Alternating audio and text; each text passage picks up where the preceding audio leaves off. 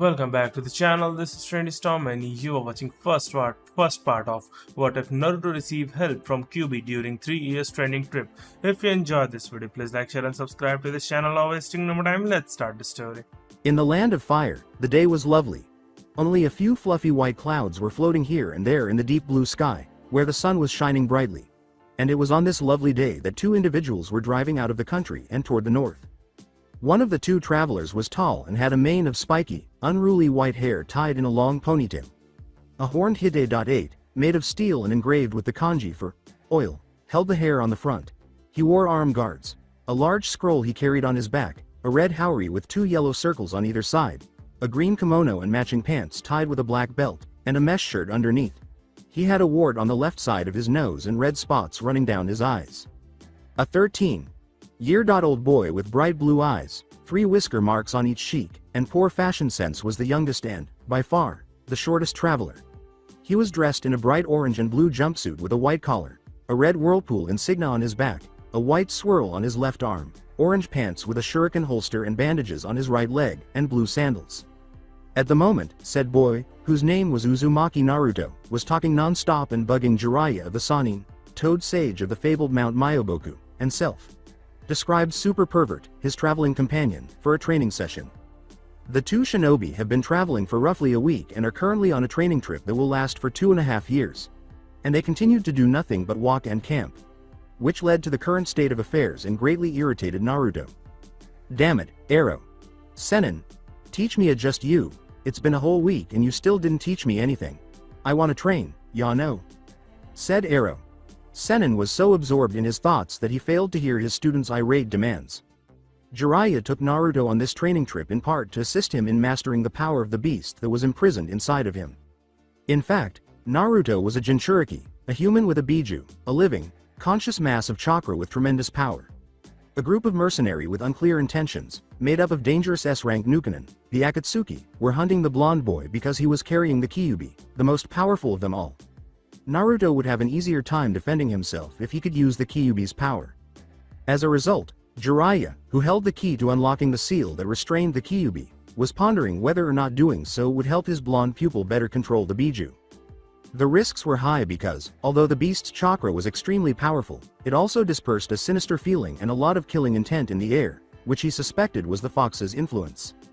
This was confirmed by the small chakra he had felt during the month the Toad Sage trained Naruto before the Chunin exam finals. Naruto would most likely lose control and turn into a raging berserker if he had too much chakra. If he cracked the seal a little, Jiraiya was sure his student could control the Kyuubi because, despite his lack of intelligence, he had an unbreakable will. Jiraiya came to a decision, halted, and faced Naruto.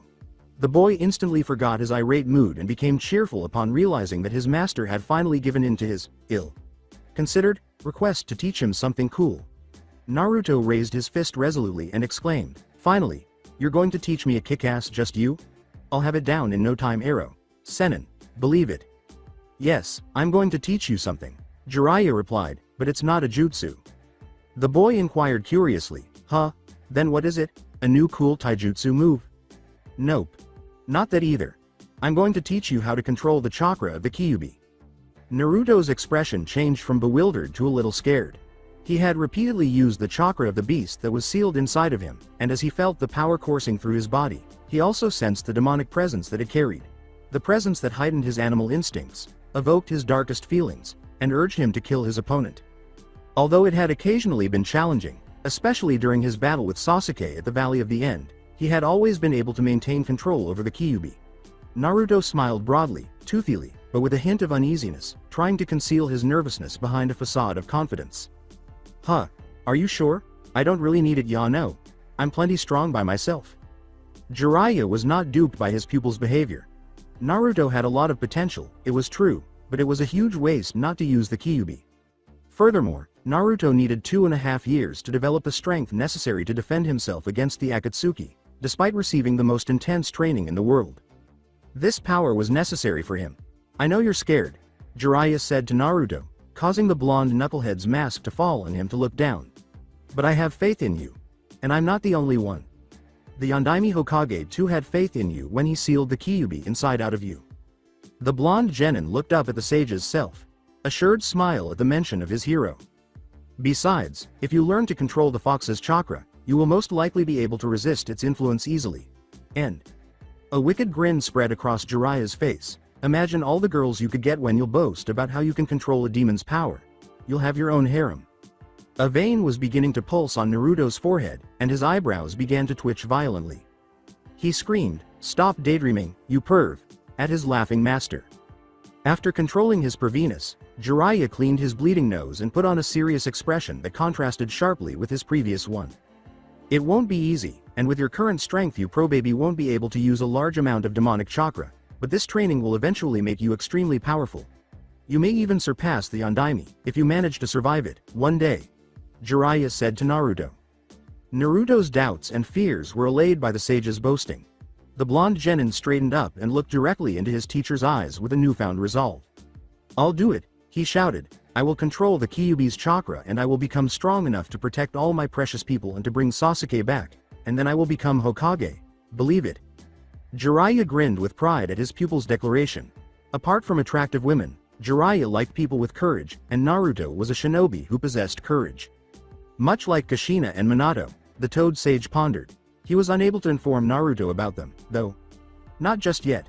Although it was painful for him to keep the boy's parentage a secret, his father had many enemies who wanted nothing more than to see his line permanently terminated. He didn't trust Naruto to keep it a secret because he might let it slip at some point, and it was best to keep them in the dark. The boy would need to grow up a little. Then Jiraiya said, "All right." Summoning technique.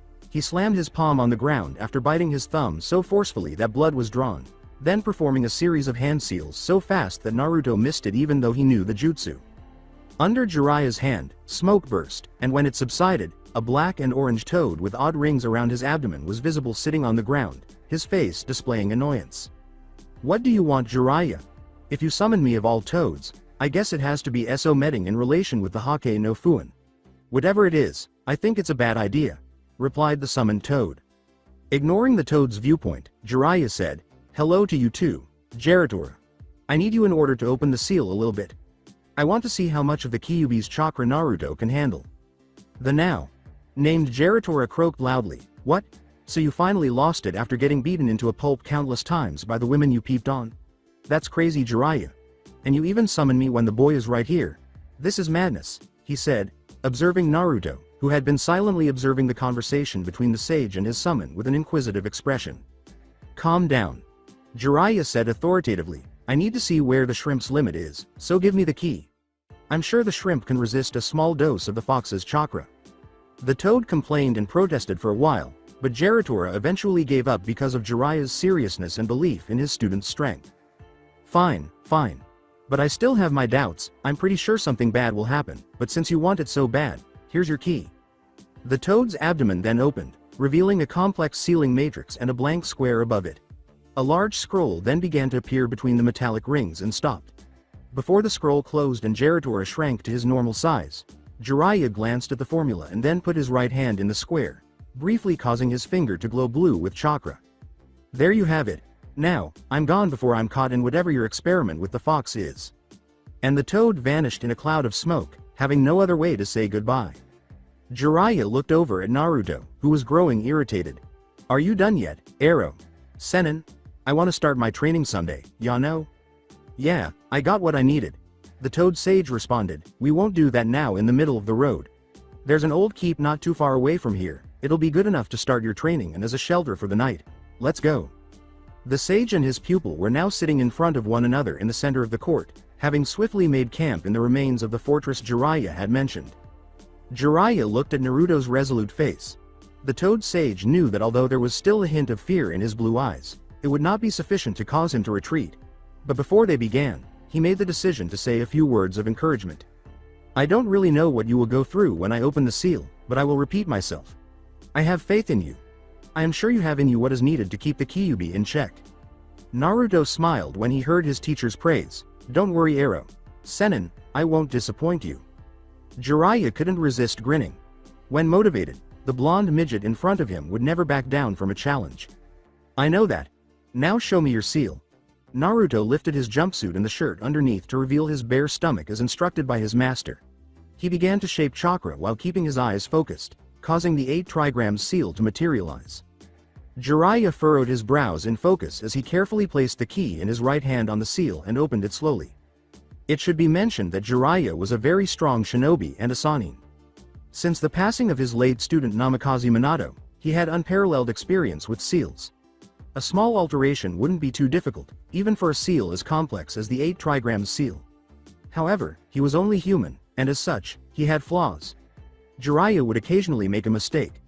Perhaps he wouldn't have made such a big one in a different timeline. Or maybe none at all. However, Jiraiya made a terrible one here. He let out a sneeze, during the process of opening the seal. The Kyuubi, containing seal. Jiraiya's hand also slipped when he sneezed, which caused the aforementioned seal to become gapped. A wide void, much more than he had originally planned to do. Before a surge of pure demonic chakra swept him away, that was all he had time to think. Pain. A pain he had never experienced before. Given the effect the Kyuubi's chakra had on his body with the current quantity being released brutally, he felt as though he had been skinned and boiled alive at the same time, which was not all that far from the truth. Since the sage had sneezed directly onto his exposed skin, he initially questioned whether Sennin's snot was an acid of some kind. After that, he was dragged violently into his mindscape, where a rather unpleasant scene was taking place. Uglier than usual, that is, because neither the Kyuubi nor the sewer that seemed to be his mind were particularly attractive. The floor's water had turned blood red and was rising rapidly. Naruto was knee-deep in it already.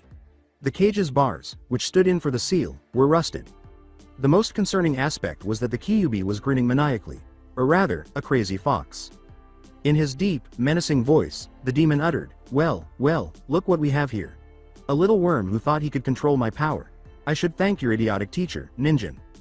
Naruto questioned his tenant, panting, What have you done? Stupid fox. What's happening? His body was still hurting, even though it was a mental projection, and he felt even more confined here. His movements felt heavy, as if something wanted his limbs to move in a different direction. Additionally, he experienced a pressure in the back of his head, as if something were pressing its will through his skull with force. In general, he felt helpless in the face of the Biju who were rebelling. The Kyuubi's smile widened as he began to laugh darkly at his cantainer's feeble question. But I did nothing, Ninjin. It was your pervert of a master that slipped when he opened this wretched seal. Now that more than half of my power has passed through, it will crumble very soon, and you are not even wearing your cursed necklace to hinder my full liberation.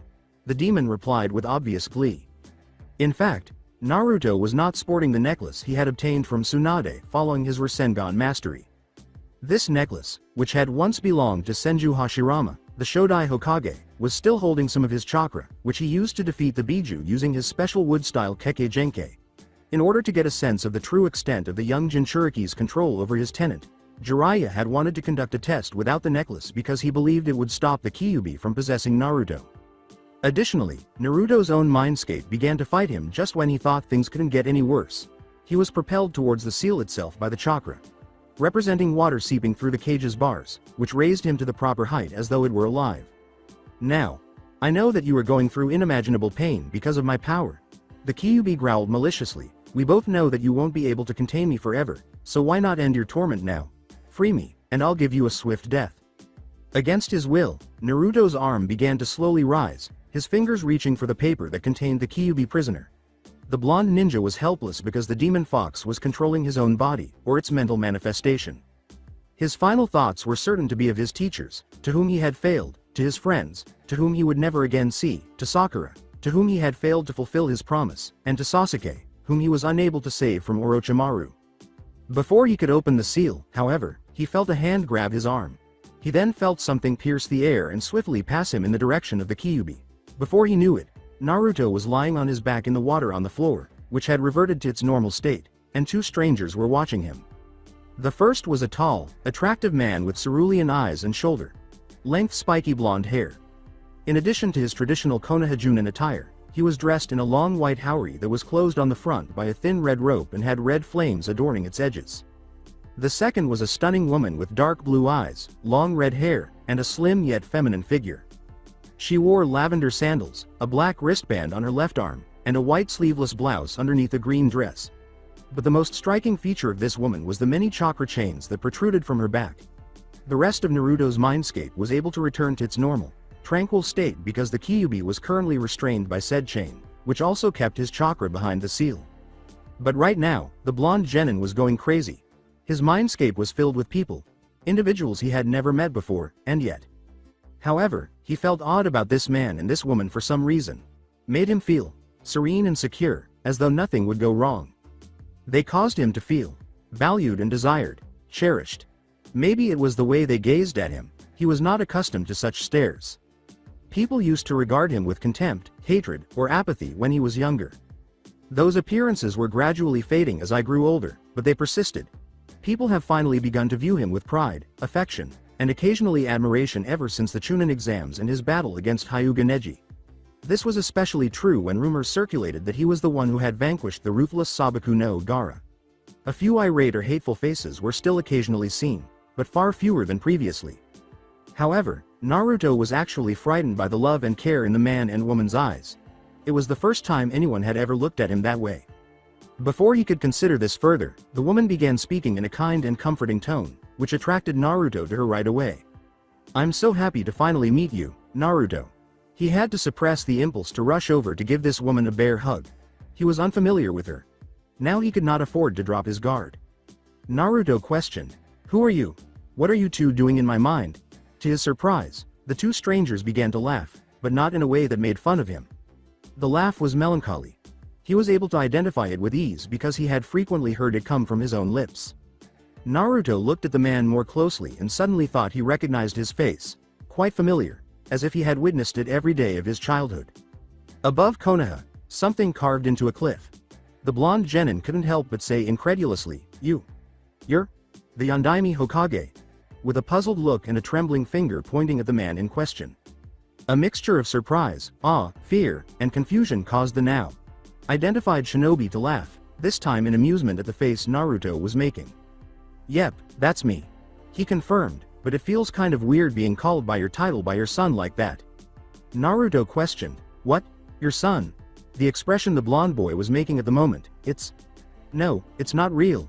You can't be real. You're dead," would be the image that would appear next to the word disbelief in the dictionary. After hearing Naruto's outburst, both adults recoiled, and their faces shifted from ones of deep concern to ones of distress. They appeared both fearful and depressed. With hesitation, the red-haired woman stepped forward and looked at Naruto with such desire that he had to control himself once more to avoid giving her a hug that he would never release. He was curious and concerned at the same time because he had no idea where this urge was coming from. Who were these two individuals with whom he identified so strongly? His interest was short-lived, as the woman gave him a tentative, loving, and hopeful response to his silent query. She inhaled deeply as though her words would alter the blonde boy's life. "It's true, Naruto. He is your father, and she said.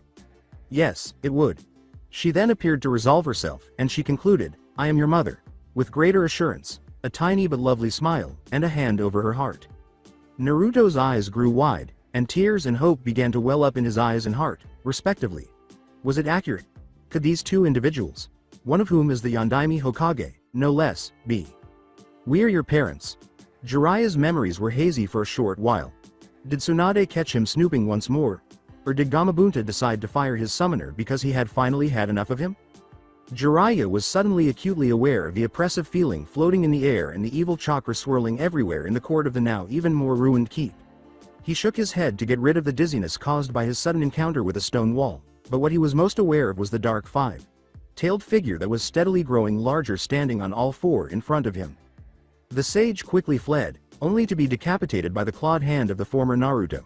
The elderly shinobi abruptly realized that he had made a mistake prior to being flung against the wall. He was to blame for his pupil's condition, and the sixth tail growing on his butt indicated that the seal had little chance of holding. The dark red chakra was already beginning to assemble around the bones of the fox skeleton that now hovered over the Jinchuriki's body. Jiraiya cursed himself once more for his foolish sneezing fit and his plan to prevent Naruto from wearing the Shodai's necklace. He had two choices.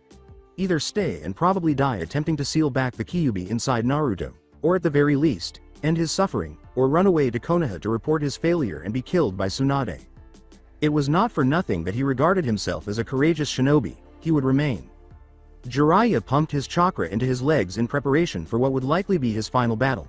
Then, like a toad, he leapt high enough to land on top of the tower in the middle of the ruins where he had previously set camp with Naruto, giving him a complete view of what his pupil had turned into. The skeleton that used to float around his body was visible beneath the red chakra that made up his skin, and his body had grown to enormous proportions. It was already marginally larger than Gamabunta. He now genuinely had the appearance of a monster fox, with flesh beginning to show on his back and his form clearly solidifying. The nearly full Kyuubi snarled at the toad sage, opening his mouth wide and beginning to form a menacing black ball of raw chakra with the tips of his tails, now 7 in number. Once fully formed, the ball abruptly shrank in size, making it small enough for the fox to ingest. If things weren't so tragic, the sheer volume of chakra he just absorbed caused his face and stomach to swell to what would be regarded as comic proportions. The Kyuubi aimed an enormous beam of chakra at Jiraiya, who jumped just in time to avoid it, knowing what hell was about to be unleashed upon him. For a brief moment, the evening sky was brightly lit, and when the beam eventually vanished, nothing remained of the tower Jiraiya had been standing on just moments before. When the Kyuubi realized he had missed his target, he let out a furious howl and decided to use his tails to turn the sage into a very thin red paste. The Sannin had to reach for his and Naruto's backpacks, where he kept several repression seals and where his student had left his necklace before they began training, despite his best efforts to avoid the Biju's violent attack. Although he didn't think his seals could hold the fox for very long, he thought it might buy him time to make a stronger one. The Kyuubi halted his attack as swiftly as it had begun and opened his mouth again. But this time, the demon's weapon was a stream of white-hot flames rather than a chakra beam, and it was directed at Jiraiya. The sage quickly removed a scroll from his kimono and unfolded it on the ground to reveal the sealing matrix it contained. Jiraiya slammed his chakra charged hand in front of the scroll. Sealing Jutsu. Fire Seal. The kanji for fire appeared after the sealing was finished, and the wave of fire exhaled by the Kyuubi was swiftly absorbed into the scroll after the sage shouted the name of his technique. After witnessing Jiraiya absorb his attack, the fox began charging one of his Bijudama once more, but this time it was a much bigger bomb. Jiraiya, however, was becoming desperate. It cost him a lot of chakra to seal such a strong fire attack. To make matters worse, he eventually realized that the 2 backpacks he was searching for were located close to the Kyuubi's front left paw. It was suicide to come this close, and even if he had the time to make a seal powerful enough to hold the Biju, he most likely wouldn't have enough chakra left to use it. Jiraiya let out a defeated sigh and looked back at the former Naruto one final time. His trainee. The son of his god. The fact that he was going to die made the sage happy. If nothing else, he would be with the blonde genin in the afterlife, where he hoped that his past and present transgressions would be forgiven.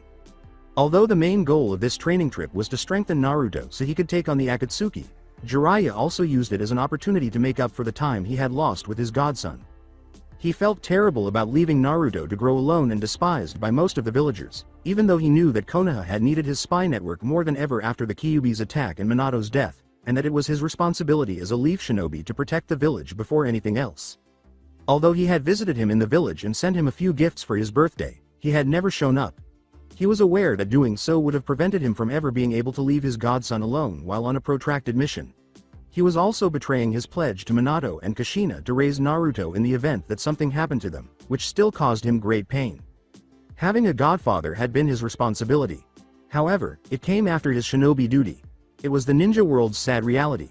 Every time, the village came first.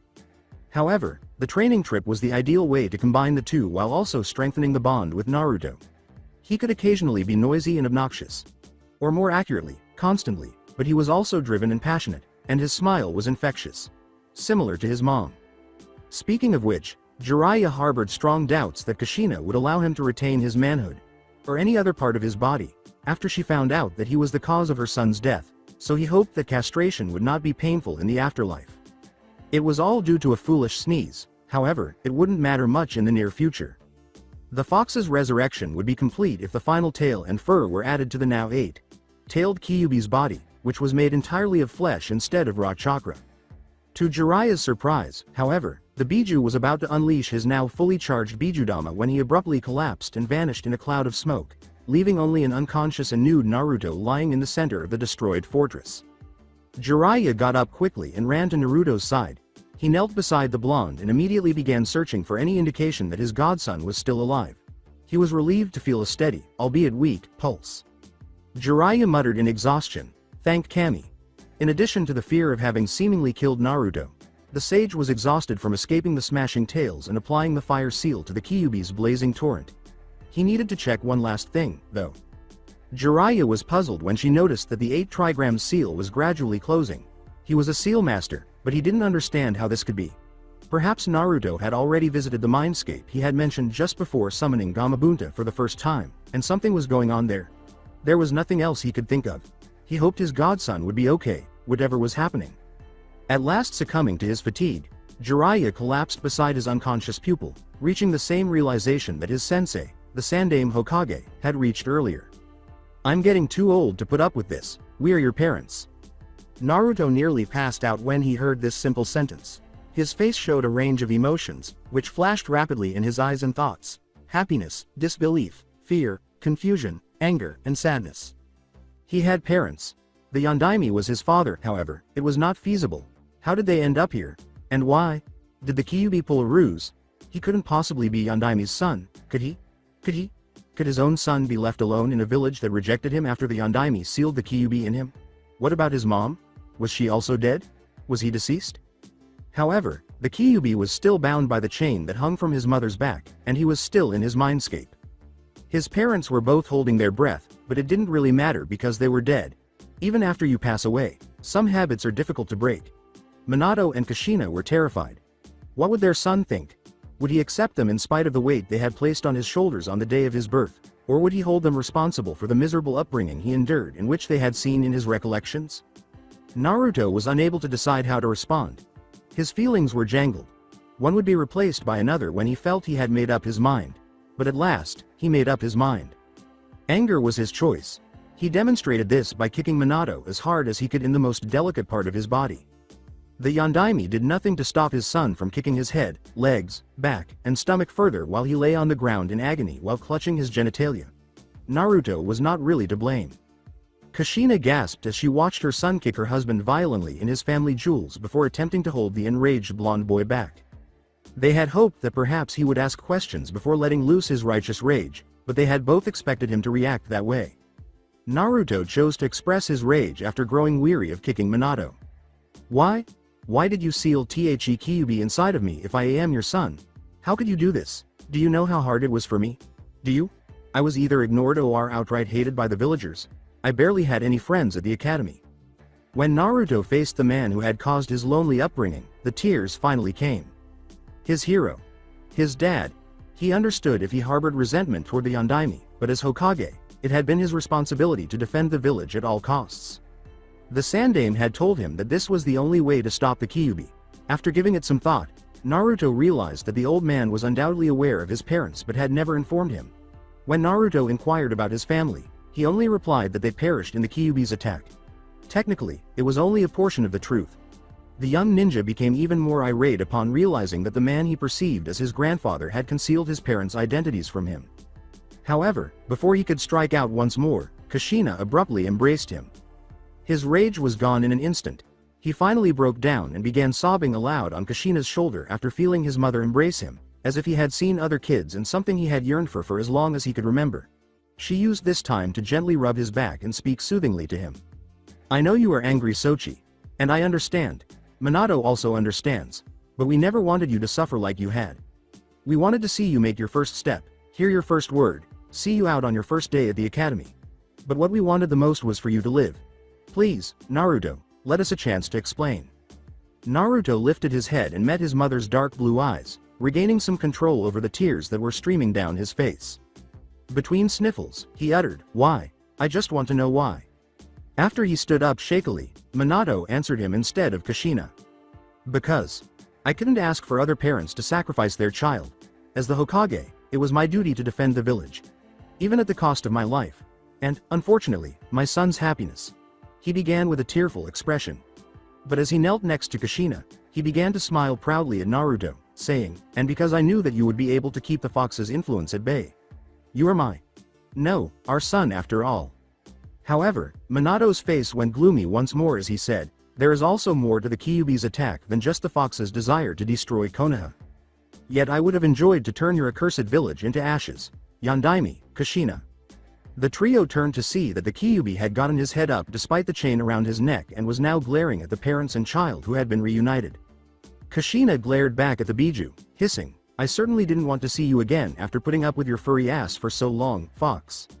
A bewildered Naruto questioned, "Putting up with him? What do you mean?"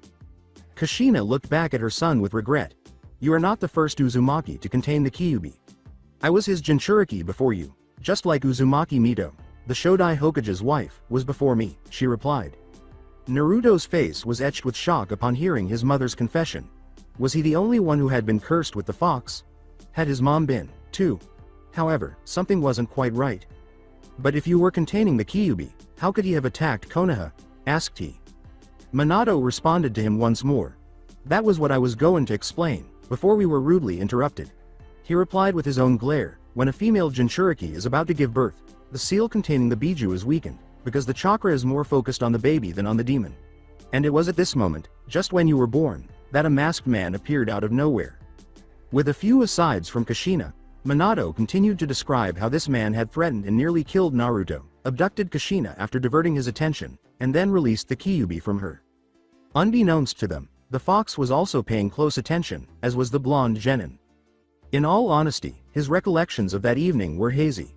He recalled attempting to free himself from his restraints during Kushina's labor, and the next thing he knew, he was under attack from a shinobi army in the center of Konoha. Although he was aware that Kushina had been relocated from the village to avoid an accident, he had interpreted his unexpected arrival in Konoha as a sign of his freedom. In order to escape the seal, he had been compelled to transform into an unstable mass of chakra. He believed that his body had reformed inside the village and that his consciousness might have been in stasis during this time. Since he had never been released from a seal before, he wasn't entirely certain. However, Minato's next statement would disprove his theory. "After that, I managed to save Kushina, but this man had already managed to put the Kyuubi under his control." "What?" cried the fox, incredulously angry. "He couldn't be controlled in that way. Not a single living person." "You're lying, Yandaime. Nobody can put me under their control. You're lying." Minato questioned the Biju. "There used to be one person though, am I right?" "He is dead.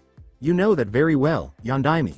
And yet the man who kidnapped Kushina managed to put you under a genjutsu and force you to attack Konoha.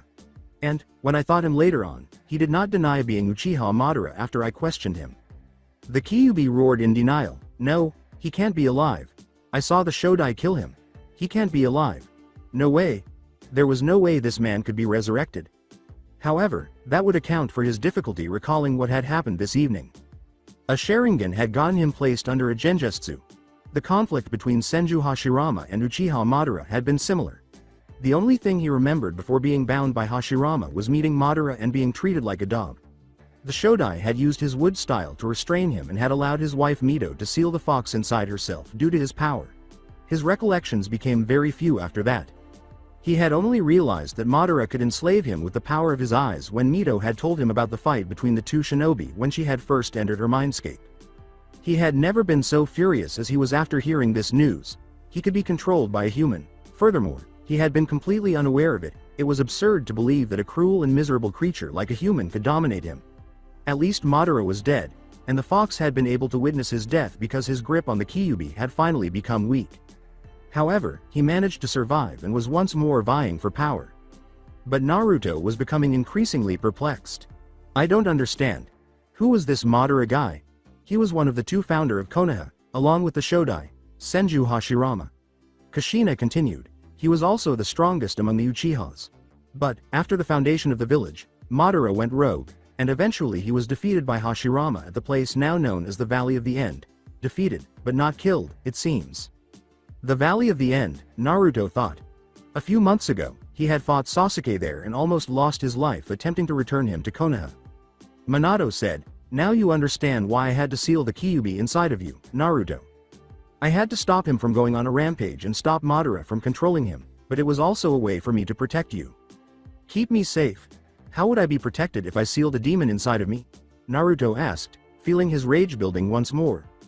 "Because I knew you would eventually be able to control his power, and I was certain that you were the most qualified individual to whom I could give this authority." His father ruffled his hair and replied, "You are our child, and I was sure that I had left Konoha's safety in good hands." Naruto was calmed by this simple gesture more than by Minato's complete confidence. He had witnessed children having their hair ruffled in this way by their fathers when they were proud of themselves, and both Sandaime, Iruka, Kakashi, and Jiraiya had done the same to him. However, he couldn't help but cry when he felt his father do it, just as he had felt his mother embrace him. The older blonde went on sorrowfully, "I hope you realize that I never wanted you to suffer, but I understand if you can't forgive me for what I did. I wished for your safety." He then bowed to Naruto and said, "I apologize for the difficult times you had to endure. I wanted you to be seen as the hero who was protecting the village by containing the Biju, but apparently, I was too optimistic. Naruto, I'm so sorry, my son." Although he still harbored some resentment toward Minato, he now realized why he had been selected as the Kyuubi Jinchuriki. His father, the Yondaime Hokage, had given him the responsibility of guarding the village because he was confident his son could learn how to do it and because he knew that he would always be proud of him. Not as arrogant as the Hokage, like a father, proud. "I get it. And I'm still a little upset with you. However, I succeeded. Ultimately, you know, I'm the Yondaime's son. Isn't that correct, Dad?" Just as Kushina began to cry when she witnessed her son forgiving his father, Minato broke down when she heard Naruto refer to him as Tu-chan. Naruto remarked, "But still, how are you all doing? I mean..." Suddenly, the blonde genin looked at his parents like they were the spookiest thing ever. I take it you're not ghosts?" After controlling his emotions, Minato said, "No, well, not exactly. The Shiki Fujin, the jutsu I used to seal half of the Kyuubi power inside of you, is cast at the user's life's expense. Additionally, your mother was dying because a Jinchuriki who has their Biju removed will always pass away. As a result, I added a tiny bit of Kushina's and my chakra to the 8 trigram seal while I was sealing it. This was in case the seal broke or you chose to take over the Kyuubi's chakra. But now that I bring it up," he said, turning to face Naruto, he asked him, "What happened? We weren't supposed to appear together." After the shock of meeting his parents, Naruto had forgotten his current predicament until he suddenly recalled the accident that Jiraiya had caused. "Oh, you're correct, Arrow. Sennin wanted to see how much of the Kyuubi's chakra I could control, so he wanted to open the seal a little," he cried. And he sneezed while he was doing it. He sneezed? What the fuck? Kushina asked incredulously. When he opens the seal of a Jinchuriki, how can that guy sneeze? Not even his godson's seal. "Arrow. Sennin Arrow," said Minato. Despite what he had just learned, it was clear that he had a hard time containing a chuckle. He suddenly collapsed on the floor again, in laughter this time. "This is rich. That last name had never occurred to me before. Naruto, that's brilliant. How can you be laughing like that when that perverted dummy could have killed our baby?" Angrily, Kushina questioned her amusing husband. "Wait a minute, Arrow. Sennin is my godfather?" yelled Naruto. "Yes, he is," Kushina replied. "Looking back, I only recently saw him in your recollections. All this time, where had he been? You know, he was meant to look after you. Even during my reign as Hokage, our situation wasn't that bright," Minato said after gathering himself for the second time. "He probably was extremely busy after the accident, Kushina. Even though we had won the Third Shinobi War, we were still in a vulnerable position. Furthermore, the attack by the Kyuubi most likely did not improve the situation. Hiruzen Sama was likely forced to assign Jiraiya to a long-term spying assignment. However, even so, I would have thought he would occasionally check in on you." "He didn't, in fact," Naruto said, enraged once more. "He had better watch out for his balls if we ever cross paths again. Have faith." Like her son, Kushina was furious. Meanwhile, in the real world, Jiraiya decided to place his hands defensively in front of his manhood just in case, and he suddenly had visions of a very angry female Uzumaki sharpening a sword while glaring at him with eyes that screamed bloody murder. Minato sighed back in Naruto's mindscape, feeling a little sorry for his sensei, but not much, and he had some things to say to him about abandoning his son when he was a child or throwing him off a cliff to train. He could already sense that most of his chakra had vanished, and he and Kushina had little time left with Naruto, but they had more pressing issues to talk about now. He began, "Since we are here, I might as well put the seal back on, and perhaps we could attempt to take a small amount of Kushina's chains." After listening to their conversation, the Kyuubi said, "Hold on, Yondaime. Based on Minato's words, it appears that Madara had to remove him from Kushina in order to control him, so he should have been safe from the Uchiha's hold while inside Naruto. But his container was weak, so he wouldn't hold up against the former head of the clan, and if the Kyuubi had escaped, Madara would have had him again. He'd rather die. This left him with only one choice, which he detested, but it was that or slavery. Furthermore, the fox was undoubtedly opposed to slavery. That damned Madara will hunt the little ninja here by any means necessary because he is pursuing me once more. This implies that, perhaps, we could come to. He then made a face that would have appeared to be about to vomit if he were human, saying, a truce. Minato arched an eyebrow at that. A truce?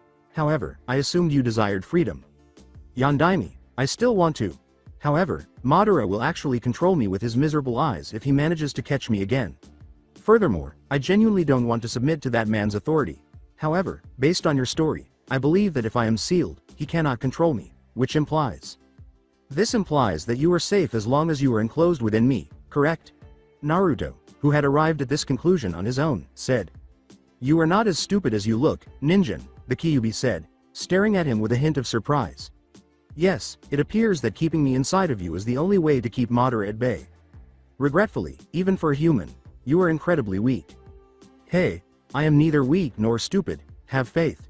You are, indeed. When that fishman and that Uchiha came to catch you, you were defenseless. I would probably be on a leash and you would be dead right now if it weren't for your dumb teacher. You were too weak, and even that boy you think of as a brother nearly killed you. A truce? What did you mean? Interested in what the Kyuubi was implying, Minato inquired if he was going to where he thought he was going. I mean, neither the little ninja nor I are safe as long as Madara is alive. Which implies that our interests are similar. I'm not fond of it at all. However, I will never again play the lapdog to the Uchiha. I would much rather be under the control of this little moron. Kushina began incredulously, are you saying? The Kyuubi replied, looking disgusted, yes. He had no other option, but at least he would be able to keep his free will. What? What is he saying? Naruto, who was once more lost, inquired. I retract my earlier statement. The Kyuubi growled, you are as dumb as you look. Accepting what he had to do was difficult enough, but now he had to say it aloud. You for me and me for my strength, since the same man is pursuing us both. We will have to.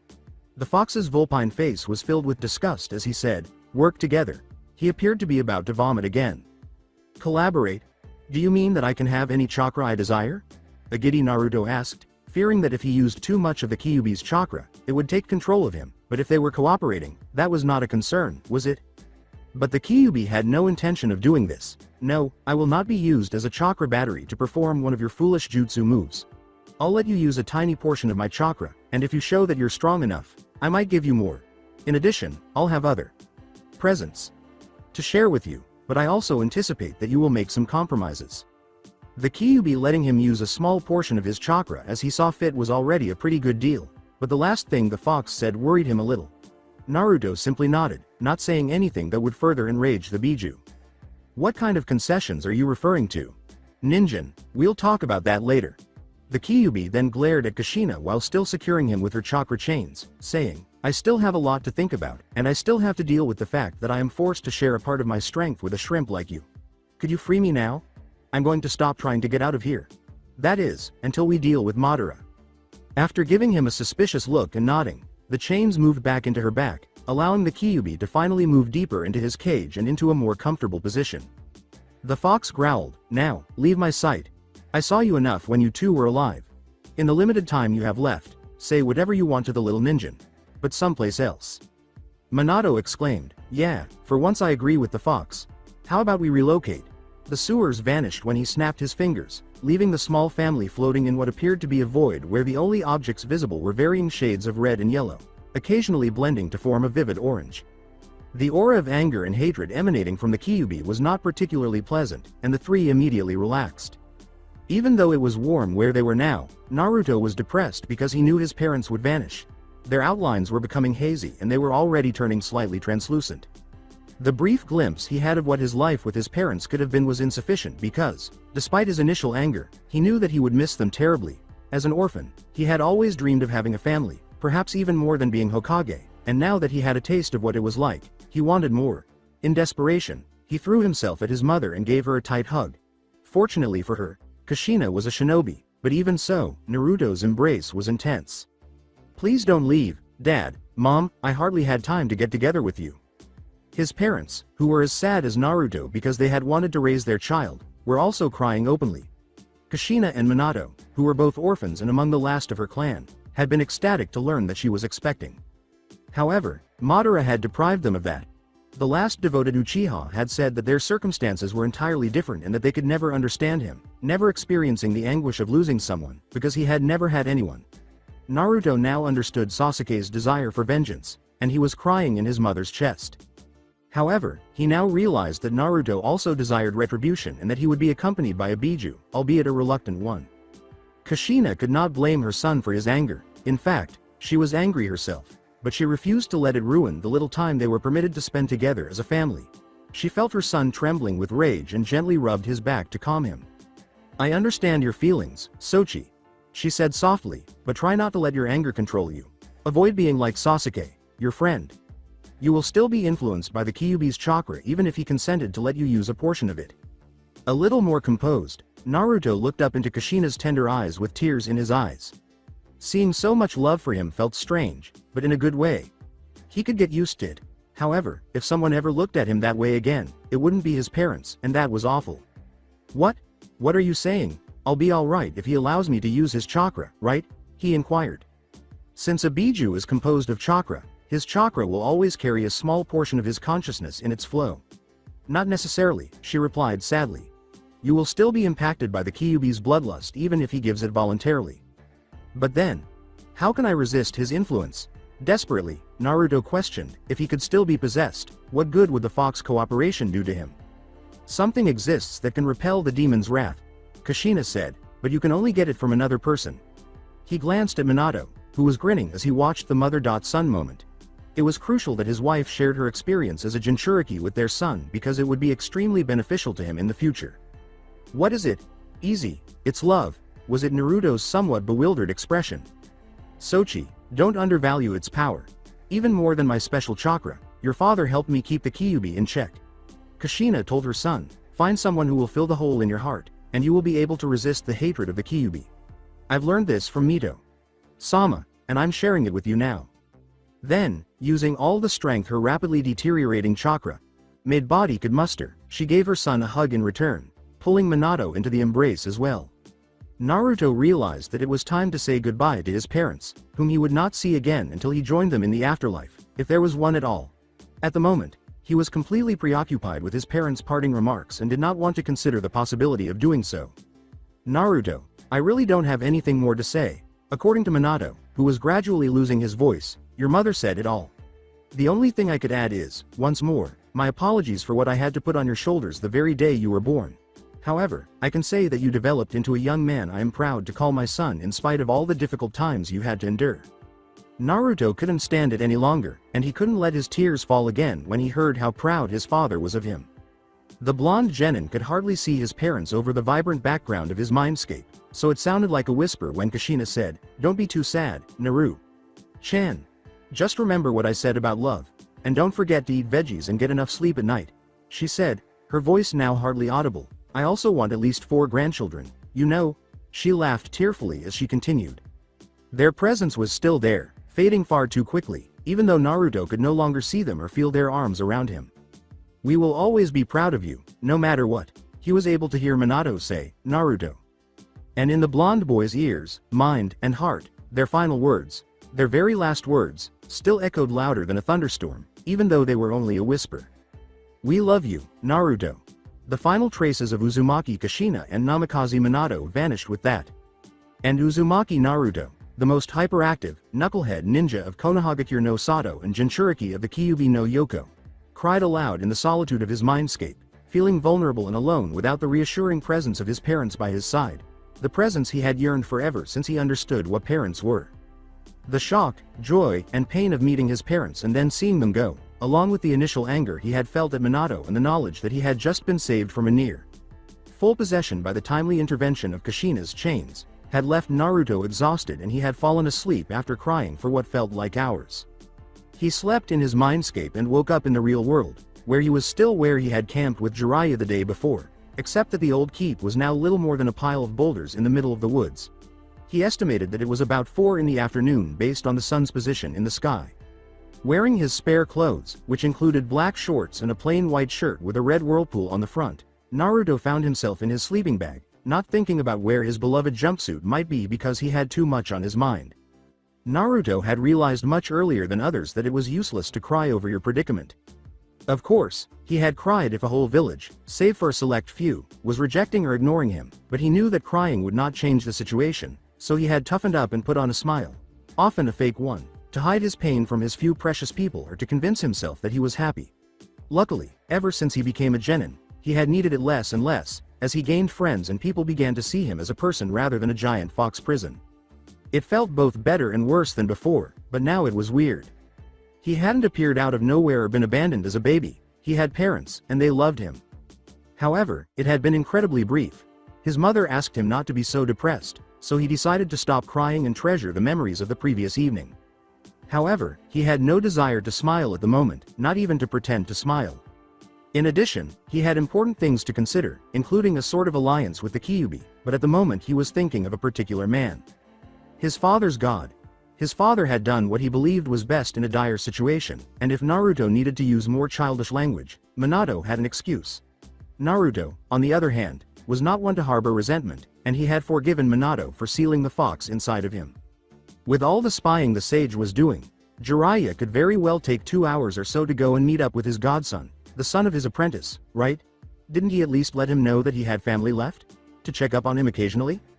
But he never did. Speaking of Jiraiya, Naruto saw him sitting a few feet away against the remnants of a wall, seemingly lost in thought, his eyes closed, unaware that his pupil was now awake.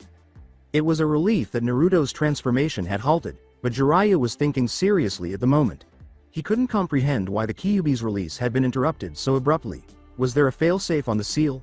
Had Naruto somehow defeated the fox? A pebble struck his Hide.8, interrupting his train of thought. The sage opened his eyes, noticing with surprise and joy that his pupil was awake, and he immediately stood up and knelt next to him. Naruto. You're awake at last. Are you okay? He asked joyfully. How is your seal doing? The blonde responded in a flat voice, I'm fine, it's fine. Before a sheepish look took over, Jiraiya let out a sigh of relief. Look Gaki. I apologize for last night's sneeze. With that, I could have killed you. Maybe we shouldn't. Naruto interrupted, saying, It's okay, Ero. Sennin, I'm not mad at you for that. After all, that accident was the reason he had met his parents. Really, like that? I nearly freed the Kyuubi last night, but I know you are forgiving, Gaki. You're not even slightly irate? Oh, I'm furious now. Jiraiya. What? The sage was perplexed. Why was Naruto calling him by his name instead of Ero? Sennin, and why wasn't he upset with him for his mistake the day before? Where did you go? With an edge in his voice, the blonde genin inquired. What? Have you been struck in the head? I was. While I was alone. Where were you? When I considered I had no family? I take it that you are my father? Jiraiya's blood ran cold and his heart skipped a beat. How do you know that? I know because I encountered my parents in my mindscape after you screwed up my seal. Hold on. The sage said, staring at his godson in shock. Had he heard correctly? Have you met Kushina and Minato? However, how could you? They're dead. Yeah, they are. Naruto cut him off a third time with rage. However, Dad left some of his in Chan's chakra in the fox when he sealed it inside of me. And they seemed to save me when you cracked the seal. The Kyuubi's resurrection had been prevented because of a chakra imprint, Jiraiya thought. It's so simple, yet so clever. Minato was really a genius with seals. What specifically transpired in your mindscape, please? The sage questioned his pupil. He only succeeded in making Naruto more irate rather than receiving a response. Don't change the subject, you old fart. I'd like to know why you abandoned me. If nothing else, you could have informed me that I had someone besides Hokage, Gigi and Iruka Sensei who cared about me. So much for meeting up with his godson during that training trip. Another sigh, this time one of regret and exhaustion. All right. I'll tell you. Don't interrupt me again, though, please. I am aware that I made a mistake. Hugely. However, there wasn't really anything I could do. This time, instead of snapping at him, Naruto sat up straighter, folded his arms across his chest, and gave his teacher a fierce look. It was going to be hard, Jiraiya said, letting out a final sigh before launching into a lengthy explanation and a painful recollection. Jiraiya massaged his temples slowly before he started explaining his reasons to his pupil. When your parents passed away, it really got to me. Minato resembled a son. I wanted to adopt you so badly, but, according to Sarutobi Sensei, I wasn't in a condition to look after you. He wasn't mistaken either.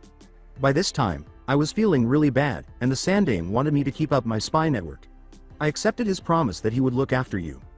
Naruto continued to glare and continued to neither move nor open his mouth. "I understand you didn't want to hear this, but, indeed." The Sannin went on, "I put duty before you. Konoha was at risk. We were still recovering from the Third Shinobi War when Minato was Hokage. Your father's passing and the Kyuubi's attack only worsened the village's situation. As a Leaf Shinobi, it was my responsibility to keep Konoha safe. Even if it meant not keeping my word to Kushina and Minato. However, I was defending you as well as the village. And you couldn't have taken me along. I was constantly collecting information. A baby shouldn't live like that." Naruto became less enraged.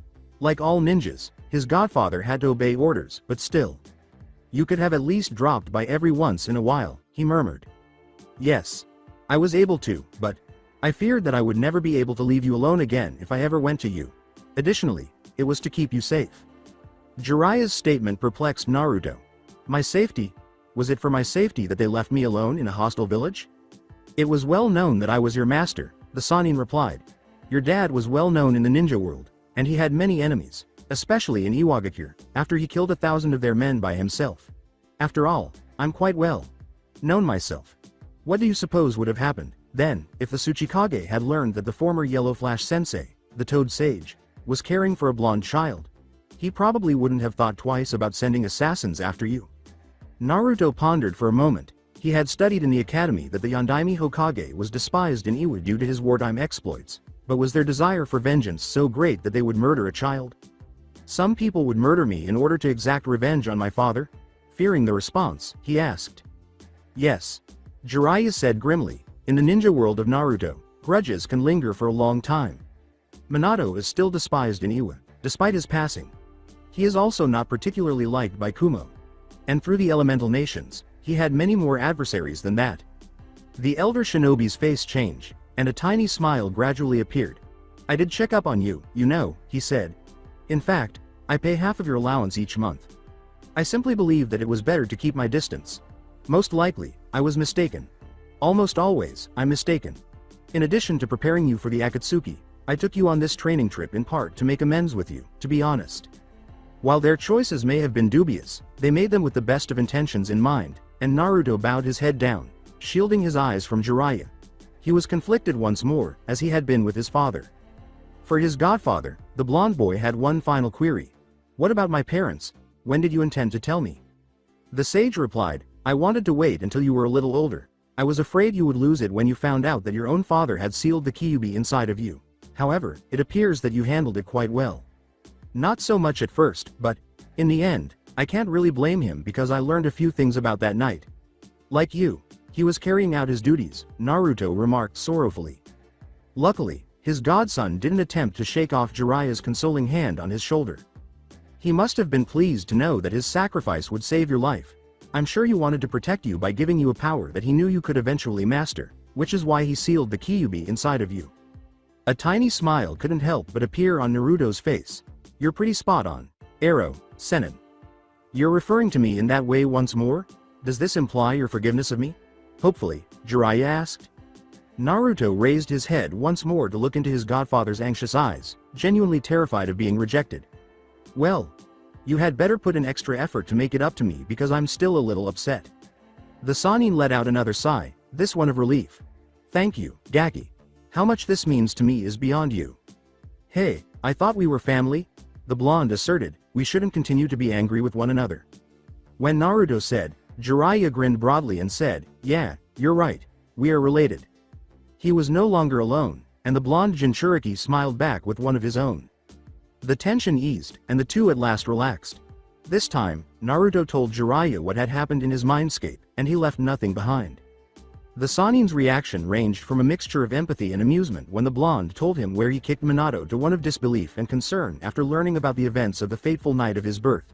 He was also amazed that Naruto had a deal with the Kyuubi, despite not having fully sealed it, and he couldn't help but cry when the young boy explained the agonizing separation with his parents. Jiraiya took some time to process the situation and give Naruto time to gather himself because recounting the events in his mindscape had reminded him of the sadness he had experienced when he had to say goodbye to Minato and Kushina. "I believe you ought to speak with the fox right away. That shouldn't be left hanging." See what you stand to gain from this truce and what he wants. I'm concerned about those compromises, but keeping you safe is what's best for him. Naruto didn't particularly look forward to this meeting, but it was necessary because he would need all the power he could get to defeat Madara and the Akatsuki, protect his people, and save Sasuke. He steeled himself and adopted a determined expression. When should I talk with the Kyuubi? The sooner the better, I think, was the Sanin's response. Then I'll do it right now. With a worried expression on his face, Jiraiya met his godson's gaze. Are you sure? The strongest of the Biju is about to make a deal with you. This may require some preparation on your part. His parents knew Naruto could succeed, and he was determined to use his Nindo to get the Kyuubi's assistance no matter what. With his notoriously loud demeanor, he raised his voice and fist. Yes, I will do it immediately. Have faith. The knucklehead's guts and confidence were truly impressive, but that didn't mean he should rush like a crazy person, as he was accustomed to doing. Jiraiya couldn't help but laugh. Okay, but still, be careful, okay? Naruto simply gave a thumbs up and a toothy smile, saying, don't worry, Arrow. Sennin. I'm far superior to that grumpy fox, you know. Naruto closed his eyes, sat in the lotus position, and furrowed his brows in concentration. He had never entered his mindscape by himself before. Either the night before or in a life or death situation, but it couldn't be that hard. Indeed, the blonde genin sensed a tug at the back of his mind, and as he allowed himself to be pulled, he felt as though he had been jolted out of his chair, and for a brief moment, everything went dark. The scene in his mindscape was more repulsive than a bowl of cold ramen, and he wondered absently if there was anything that could be done about it. It didn't take him long to appear in the familiar sewers. Naruto turned around, feeling the familiar oppressive aura behind him, and found himself facing the Kyuubi's cage. The Biju was staring at him thoughtfully, or at least that's how he perceived it. At least the fox didn't feel like he was going to throw up because he was thinking about their future cooperation. Ninjin, I didn't think you would be here so quickly, but I suppose it's for the best. We need to talk about a lot of things, the Kyuubi began. Indeed, we had better get going before we go kick Madara's ass, the blonde yelled, and his response was a growl of rage. What a fool. We are referring to Uchiha Madara here. Even the Yondaime could not defeat this man who had already eluded death. With a fool like you as my Jinchuriki, defeating him will be even more challenging. In addition to having to lower himself and cooperate with a human, which was humiliating for a being of his power, the Kyuubi took a deep breath to regain his composure because he could already sense that he would be dealing with a lot of headaches. My patience is already growing thin, so you are right, let's get started. All right. Naruto exclaimed with excitement, so, how much chakra are you going to give me? The Biju said, I hate you. Let me make some things clear before we get to that, Ninjin. Your village, your parents, and you. I despise Madara even more, though. We're just working together, due to the situation. I am not and never will be your friend, but for the sake of our shared goal, I will control my deep disgust for your kind. But I want you to respect me in return. I refuse to be treated like a mere chakra battery or a slave. Additionally, you stand in for both of us as my Jinchuriki. Additionally, I will not have a fool for a Jinchuriki. You will therefore learn from and adhere to any training your perverted teacher gives you. Since you are too weak and unintelligent to understand all of my chakra's applications, I will train you as well. I won't let you gripe about how difficult or dull it is. I mentioned concessions to you last night, and this is one of them. Does that make sense? Naruto had anticipated something far worse from the fox, like occasionally being released to destroy a city, but this was fine because, after all, he claimed to have recognized him as his Jinchuriki, so that must have been something. Naruto said, it's okay with me, but I hope you won't always be so grumpy. We must learn how to collaborate if we are to be partners, you know. Expecting his jailer to want some respect in return, the Kyuubi complained, I'll try to be more civilized alongside you. No guarantees, though. Is that okay, Naruto? The blonde boy smiled, but then his eyes briefly took on a contemplative expression as he thought of something he had never considered before. Yeah, it's okay for now, he said. However, you also have a name, don't you? For the first time since they had started talking, the fox's face showed something other than anger or disdain. He was shocked, truly shocked. It was the first time someone had asked his name. No one had ever bothered before. He was either a tool or a danger of being imprisoned for all time. It was a pleasant surprise for the Biju, and now that he thought about it, it was the first time since the death of the Sage of the Sixth Path that someone had shown him some common courtesy by just asking him his name. Not pleasant enough to make up for the fact that, in order to maintain his free will, he had to cede some of his power to his tenant. Why would you be interested in knowing that? Is Kyuubi insufficient? For thousands of years, people have called me in this manner. Well, it's only fair that I reply with my name if you call me that instead of Ninjin, as you used to, don't you? Naruto shot back. The fox snarled, your kind doesn't know anything about fairness, but you won't let me alone until I tell you, will you? Yes. Even though he hated it, his title, Nine-Tailed Demon Fox, had become synonymous with destruction over the centuries, something he enjoyed bringing upon humans, the ugly weaklings who only saw him and his brethren as weapons and who disregarded his father's dreams and hopes on a daily basis. Another growl. Was it a good idea to share his name with that worm? Now that a human was genuinely interested in his name, the Kyuubi thought he might as well tell Naruto, since it would likely facilitate communication between the two, and because he had spent 13 years inside the blonde ninja's head, he was aware of how unyielding he was, and he would be harrowed until he gave in. All right, I'll tell you. You'll keep it to yourself, though, does that make sense? Naruto grinned broadly and said, all right, tell me now, please. Even for someone as dense as Naruto, it was clear that the fox loved his name. He closed his eyes, as if considering whether it was a good idea one last time, and then, in a voice surprisingly soft for the Biju, he said the name he had not heard in centuries. Kurama. Hearing the Kyuubi's name caused the young Jinchuriki's eyes to widen slightly, and his smile grew wider in the direction of his ears. What a great name. You shouldn't keep it to yourself like that, he yelled. You know, it sounds better than Bakugitsun or Kyuubi. For the first time, something even vaguely related to him was qualified as cool, which shocked Kurama, but he became suspicious because he was Kurama. What's causing your behavior? Angrily, the fox demanded, you know I despise you. You were aware that I nearly killed you when your parents had to protect you from my claw after your father attempted to imprison me inside of you. You are aware that the only reason I am working with you is to save myself from a worse fate than the one to which I am already sentenced in that damned seal. So why do you act as though you want to be friends with me? Is it an attempt to deprive me of a little more authority? After hearing Kurama's irate response, Naruto recoiled. He was aware that the Biju detested him, although he seemed to despise everyone and everything, and he was also aware of everything that had transpired the night of the attack on Konoha. He did harbor some resentment toward the fox for what he had attempted to do, but Naruto didn't harbor resentment because it was pointless, and besides, it was ultimately Madara's fault, so there was no reason to remain hostile toward Kurama indefinitely. It was wishful thinking when the Kyuubi was brought up, but as the fox had noted, Naruto was obstinate. The blonde replied, no, that's not it. It's just that we should try to be friends since we are in this together, don't you think? In response, Kurama burst out laughing mockingly, saying, friends? Do you really believe that we can become friends? You are even more stupid than I initially believed, damn you. Although you are marginally superior to the rest of your miserable kind because you were the first person to ask me if I have a name, this does not imply that we are friends. Given that we will need to fight together in the coming years, I might imagine us as partners, but friends? Ha. After being made fun of in such a way by the Biju, Naruto was saddened and a little angry. He hadn't expected Kurama to immediately pump fists with him, but at least he had expected to be given a chance, but it didn't seem like that was going to happen. Well, I try to be a good guy, at least. You should really try to release some of your anger and hatred. Then perhaps you wouldn't always be treated like a demon. The genin scowled and folded his arm across his chest in response. You have a lot to say. Kurama remarked, I am not the only one who struggles to control his anger. Naruto scowled more deeply. Why would I struggle with my rage? I'm not upset. You suppress it, but you are, indeed. Every day, you tell yourself lies. You're angry, but you won't acknowledge it. The fox informed his host, you have a tremendous amount of suppressed rage inside of you.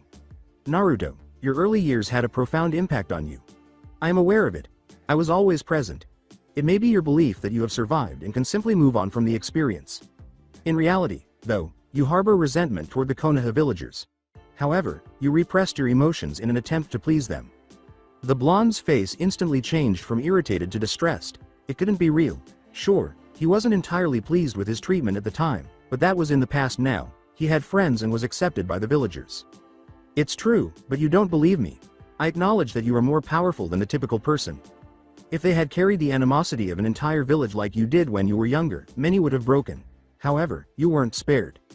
He was lying. No one could possibly hold such a thing inside of them. He wasn't upset with the people of Konoha. He wasn't upset with their derision, their indifference, or their whispers. He wasn't upset with the bullies who constantly teased him at the academy. He wasn't upset with some of the shopkeepers who wouldn't let him into their establishments. He never really thought back on his childhood because he didn't see the point and it was over, but Kurama's words brought back memories of it, and he couldn't help but feel a little angry just thinking about it. And he couldn't dispute what the fox said now that they were back. In spite of himself, his carefree demeanor, and his genuine or fake smiles, Uzumaki Naruto harbored a deep, seated resentment that frightened him. Kurama could sense his distress. In a different circumstance, he would have been happy to see his Jinchuriki in such turmoil as he was at the moment, but he needed him to be focused on the task at hand. Naruto, stop whining. Yes, you harbor a great deal of repressed rage. Everyone does. However, in your situation, this might be advantageous or deadly. Naruto's attention was drawn to the final comment, which jolted him out of his gloomy reverie. What do you mean? Could I die from my rage? Yes, the fox replied, because you are a Jinchuriki. Beings composed of chakra, we Biju are affected by everything we do or feel. Especially our feelings. Do you not recall the battle you had with the ice-style user, who had apparently killed that Uchiha brat, during that mission in the Land of Waves? You subtly tapped into my chakra because you were so furious at this point. Naruto did recall the battle on Tezuna's bridge almost a year prior, in which he had wished for Haku's death and experienced a rush of strength following Sasuke's descent into a death-like state. All right. I unknowingly use your chakra when I'm really angry, he inquired. In response, Kurama said, yes, and that's why your suppressed emotions could end up being your downfall. If someone or something truly pushes you over the edge one day, you might lose it. Additionally, more of my power will be transferred into your body the more angry you feel. And you can't control me as you get more power. That's what took place last night. After blanching, Naruto attempted to comfort himself, saying, yeah, but you promised not to try to control me, don't you? So it's all right.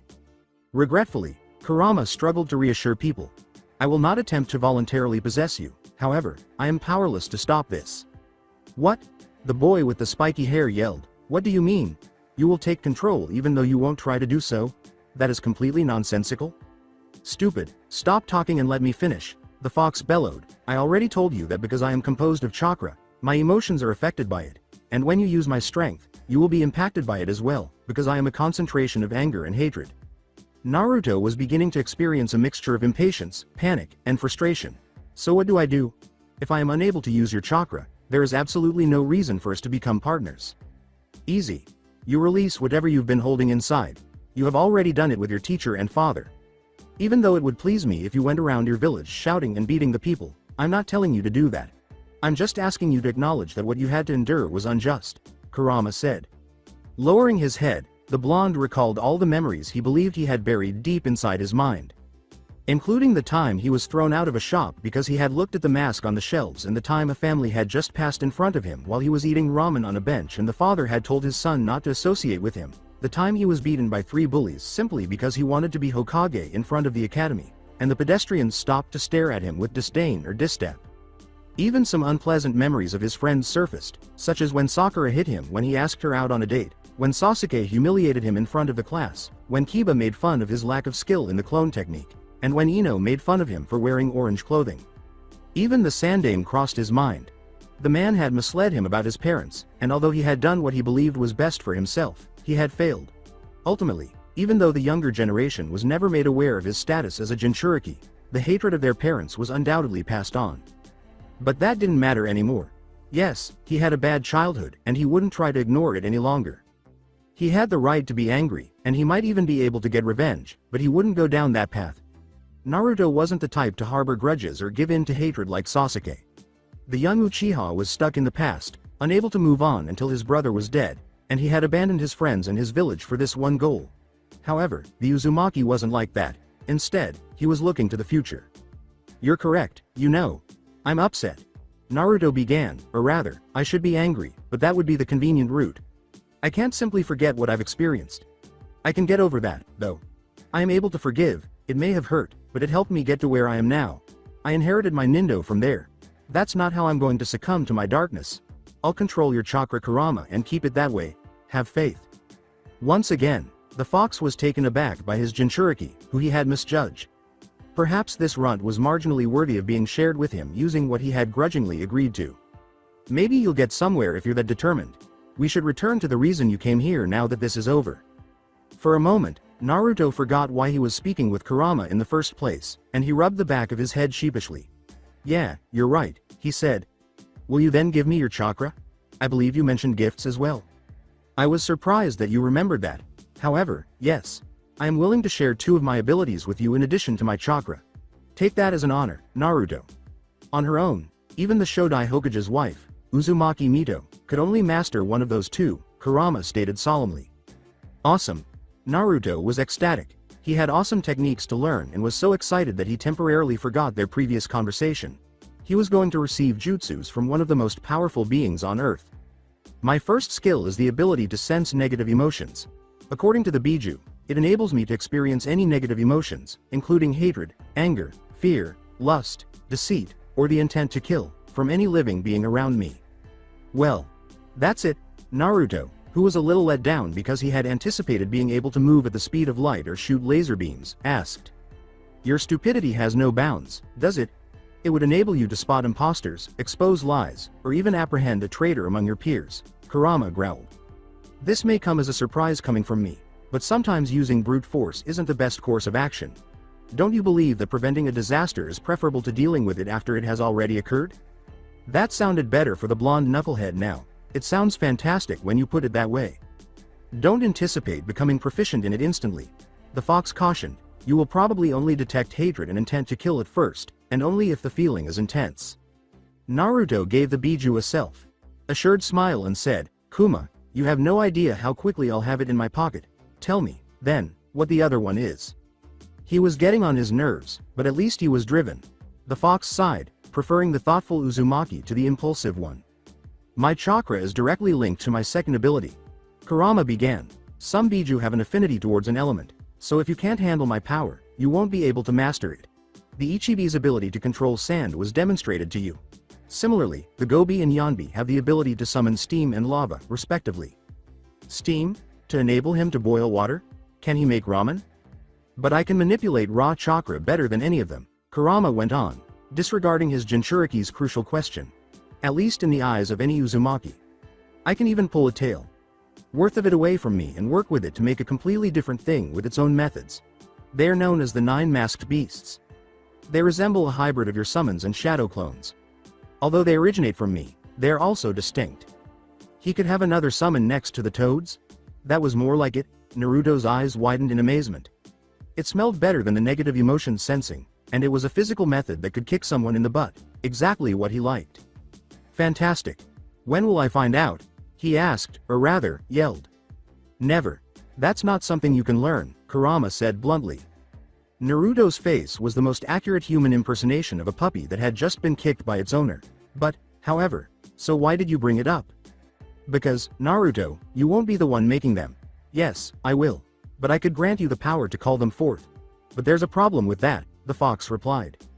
Something was stopping the boy with the spiky hair from using the power of the Kyuubi, and he moaned. Once more. This time, what is it? Even though your jutsu sounds amazing, I won't go crazy for that, you know. You already signed a summoning contract, which is the issue. I learned a few things about Fuinjutsu after being sealed inside 2 Uzumaki seal masters for about 80 years. In addition to being used to literally bind my kind inside humans, it can also be used to more abstractly bind 2 beings, or a group of beings, with one another. Well, alright. Naruto, who had never been a fan of theoretical explanations and had always preferred practice, muttered, so it has something to do with seals. Ignoring or not caring that he had just lost his container, Kurama went on, a summoning contract functions like that. By signing the contract with your blood, it binds you to a certain animal clan, and in return, they lend you their assistance. In exchange, you don't ask other summoned creatures for assistance, and you help them if necessary.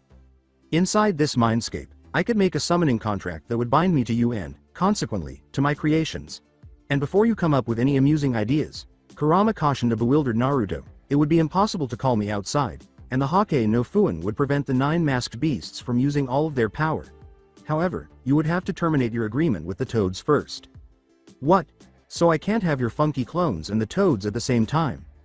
Asked Naruto in a startled tone. That was a difficult decision. The 9 masked beasts sounded fantastic, but he liked the toads, even though Gamabunta wasn't the friendliest amphibian around.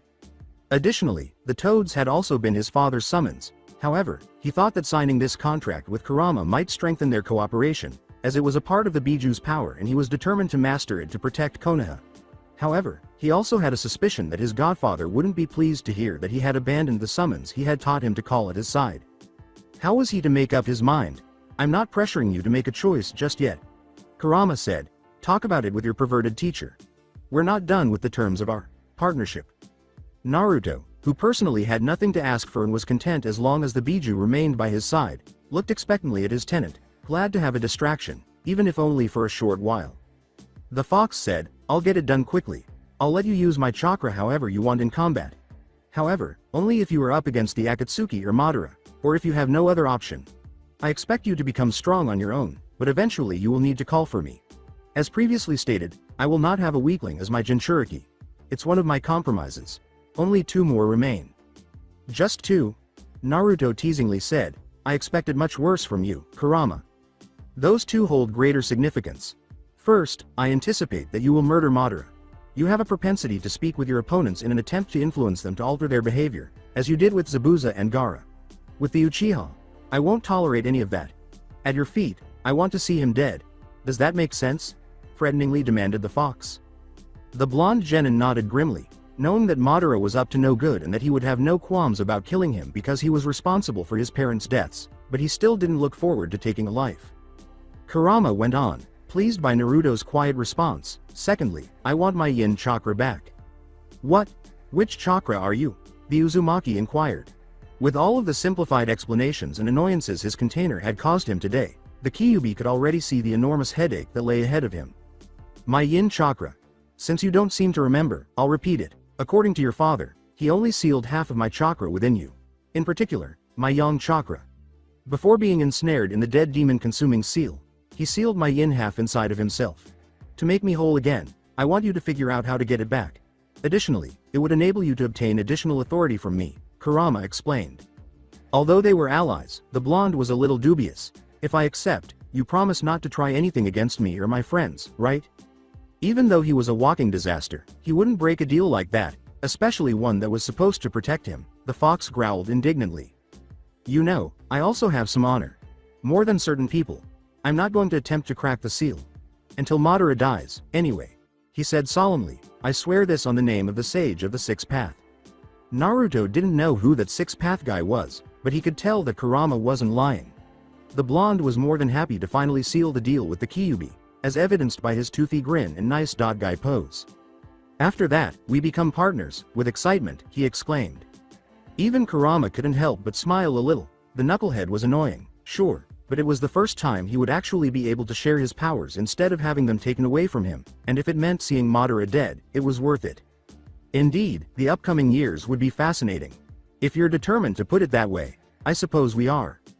It had been a long time since Naruto had fallen in a state of whatever Jinchuriki fell in when they were in their mindscape, and Jiraiya was growing impatient.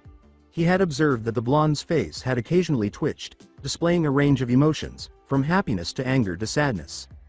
The Toad Sage was busy considering what kind of training he would put Naruto through while his godson was chatting with the Kyuubi. He had considered an old application of the Kage Bunshin that might help them speed it up, but of course, he would have to make it more intense given the new circumstances. Jiraiya knew that his godson would never be able to use most genjutsu techniques due to his large chakra reserve and poor control, and that trying to teach him only one taijutsu style wouldn't yield bare good results because of the blonde's unpredictable nature and his habits of thinking of a strategy or striking on the fly. Jiraiya's first goal was to make Naruto go over the fundamentals again, including chakra control, taijutsu, genjutsu, and ninjutsu practice and theories. This did not imply that he would neglect his physical training. Although many believed Minato's speed was innate, his lightning, fast reflexes and agility were actually the result of years and years of rigorous training, and Jiraiya would subject his godson to the same kind of torture that his father had endured. As a Jinchuriki, Naruto had unmatched stamina and quick recovery, making him ideal for repeatedly using multiple powerful jutsu. Jiraiya would need to check his chakra affinity, but he suspected it was wind, just like Minato and Kushina. He would also need to perfect his Rasengan and eventually learn the variations, or come up with new ones on his own. The Toad Sage also believed that Naruto would benefit from having Fuinjutsu in his arsenal because he was an Uzumaki and it would provide him with a connection to his former clan. Teaching the hyperactive blonde Fuinjutsu would be challenging because it would require patience and concentration, but his mother had the same temperament and had been just as good at sealing as Jiraiya, if not better. Naturally, his specialty, the toads, came next. Sage Mode needed a more developed body to manage the natural energy, so it was a little early, but if the teamwork techniques were applied properly, they could be incredibly powerful. Jiraiya was confident that Naruto would learn a lot and ask for more because if his godson was anything, he was determined. The blonde boy's grunting jerked the Sannin out of his reverie, and the sage, eager to hear how Naruto's conversation with his inner demon went, was finally emerging from his reverie. He said to his waking pupil, "Welcome back, Gaki. I hope the old fox wasn't too harsh on you. You were able to make an agreement?" Naruto turned to Jiraiya and gave him a thumbs up, shaking his head to clear away the slight vertigo that comes with emerging from his mindscape. "You bet, Arrow. Sennin. I found a new partner. Trust in Uzumaki to make the impossible possible. Good, now don't leave me hanging. What happened in that thick head of yours?" The Sannin grinned proudly at his godson. Naruto groaned slightly at the light jab and continued to review his conversation with Kurama without letting out a single word. For the second time today, Jiraiya was alternating between different reactions as his godson spoke, feeling proud of his resolve to master the Biju's chakra, saddened by his painful childhood memories, and impressed by his bravery in front of the Kyuubi. However, he couldn't contain his outrage when he learned about the Kumonju and that Naruto had to sever his alliance with the Toads in order to acquire the ability to call them. "Hold on. Are you really thinking about agreeing to this fox contract?" "Yeah, I figured you would react like that," Naruto said, sheepishly rubbing the back of his head. "You must admit, though, that his summons sounds fantastic. The Toads are great, but I wish to become proficient in all of the Kyuubi's skills. Additionally, it might facilitate communication between us or something. Remember that Minato was also a Toad summoner?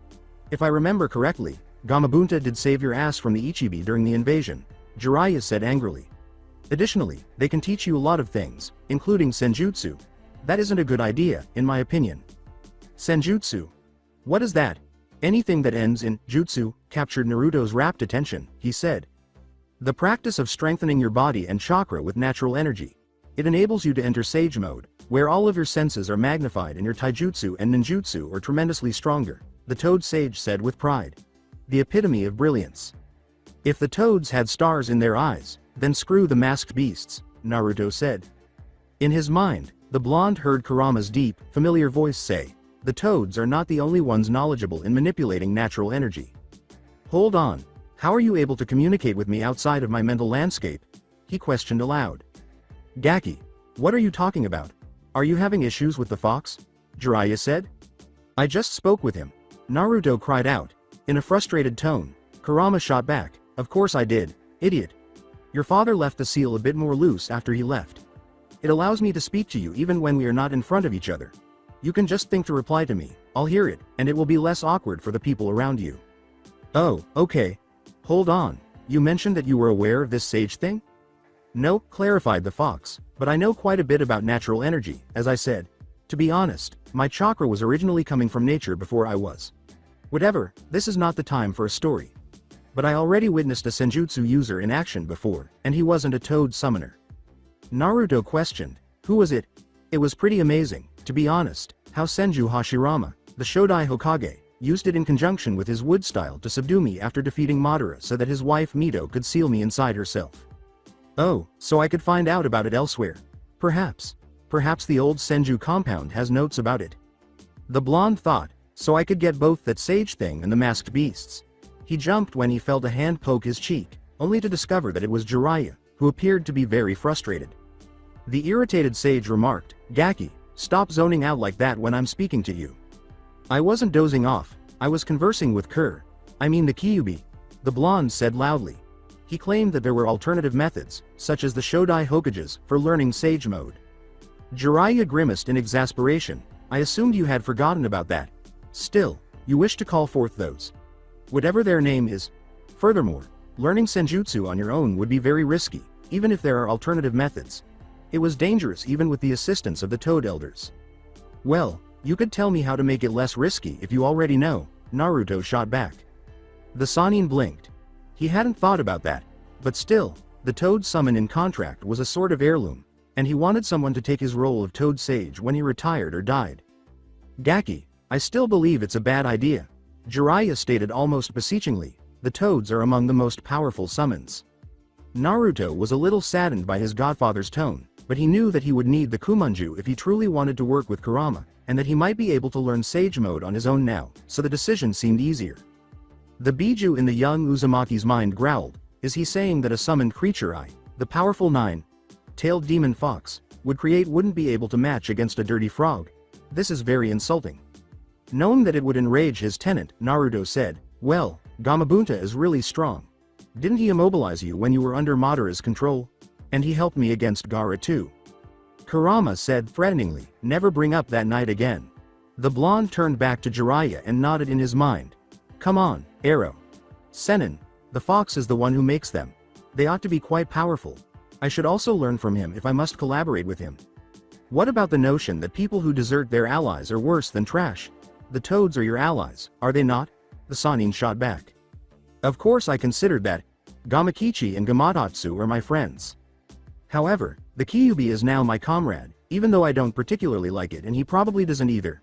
Terminating my contract with the toads hurts, but if I can be strong enough to defend everyone I care about from whatever Madara wants to do with the Biju after signing that contract with the fox, then I'll do it then, and even if I am not allowed to summon the toads anymore, I'll still consider them my comrades, and I'll protect them too. Jiraiya looked at his apprentice with a defeated expression and sighed sadly. You won't change your mind, won't you? He asked. Naruto nodded vigorously. Another sigh. Fine. Then, do it. I suppose I'll need to find another person to take up the Toad Sage's torch.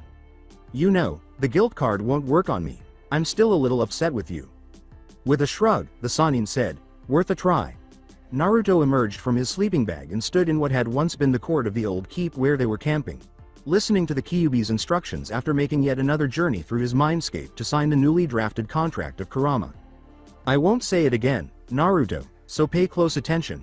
After you sign that contract, you can call forth the masked beasts, but you won't be able to use the standard summoning technique. Huh? Why not? The blonde inquired bewilderedly. Because it's a ninjutsu technique. I'm making the masked beasts by using a long, lost art form that was developed by the most powerful man in history, the ninju. Before you ask me what it is, let me tell you that it's the precursor to ninjutsu. It was originally intended to bring and maintain peace, but humanity corrupted it and used it to wage war. Oh, what kind of method should I employ? Listen carefully and repeat what I'm about to tell you. I have an idea. Even though he still believed that the toads were more useful than the 9 masked beasts, Naruto was curious to see them, so he listened intently to his tenant, closed his eyes, and memorized the formula Kurama was teaching him. He asked for a second recitation before he felt confident enough to approach Jiraiya. Say, Byaku, Shu, Gen, Ku, Nan, Hoku, San, Gyoku, 9 masked beasts. Naruto began, 9 masked Svaha. A huge mandala made of 9 kanji surrounded by 9 rings appeared behind him as he was calling each nin symbol. A form began to emerge from each ring as they fully materialized, and they dropped in the summoner's frond. Naruto opened his eyes upon hearing the gentle sound of their landing, eager to see masked beasts because he was impatient to admire his new summons.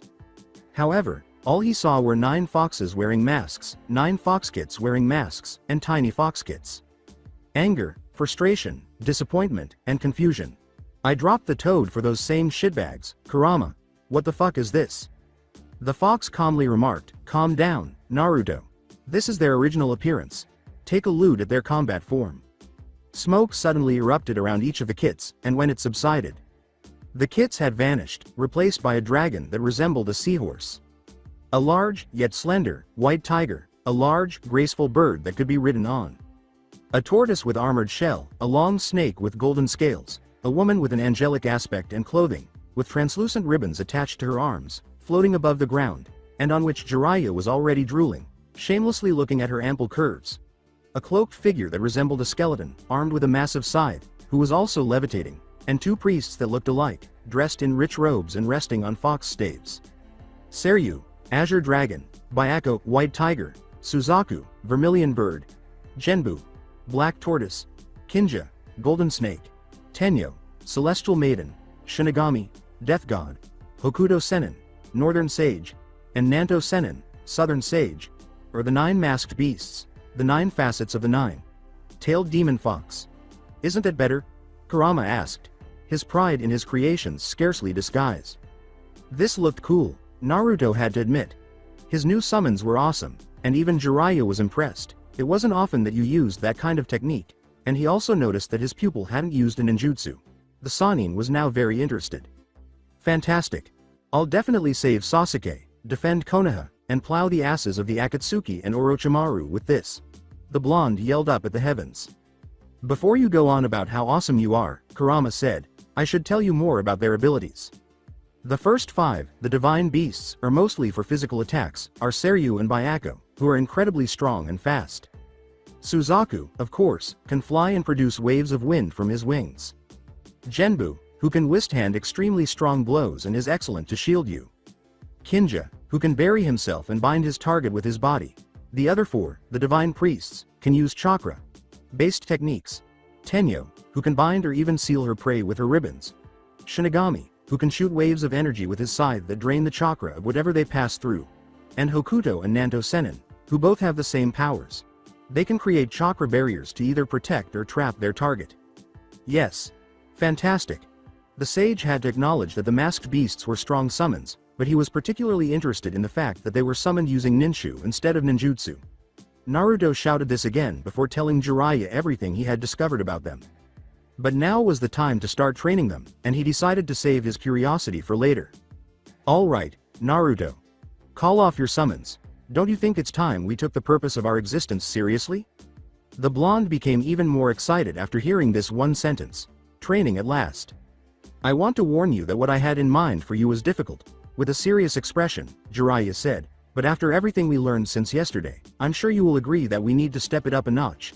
He had a godson to torture, so this was no time to be playing around. I'm going to put you through hell, several times, he said. Are you prepared for this? Before appearing to recall something crucial, Naruto pumped his fist with a self-assured smile. Huh, yeah sure, but first, he said. Yes. Is my jumpsuit somewhere? Oh. Huh. Jiraiya rubbed the back of his head in a similar fashion his godson would have, while avoiding his questioning eyes.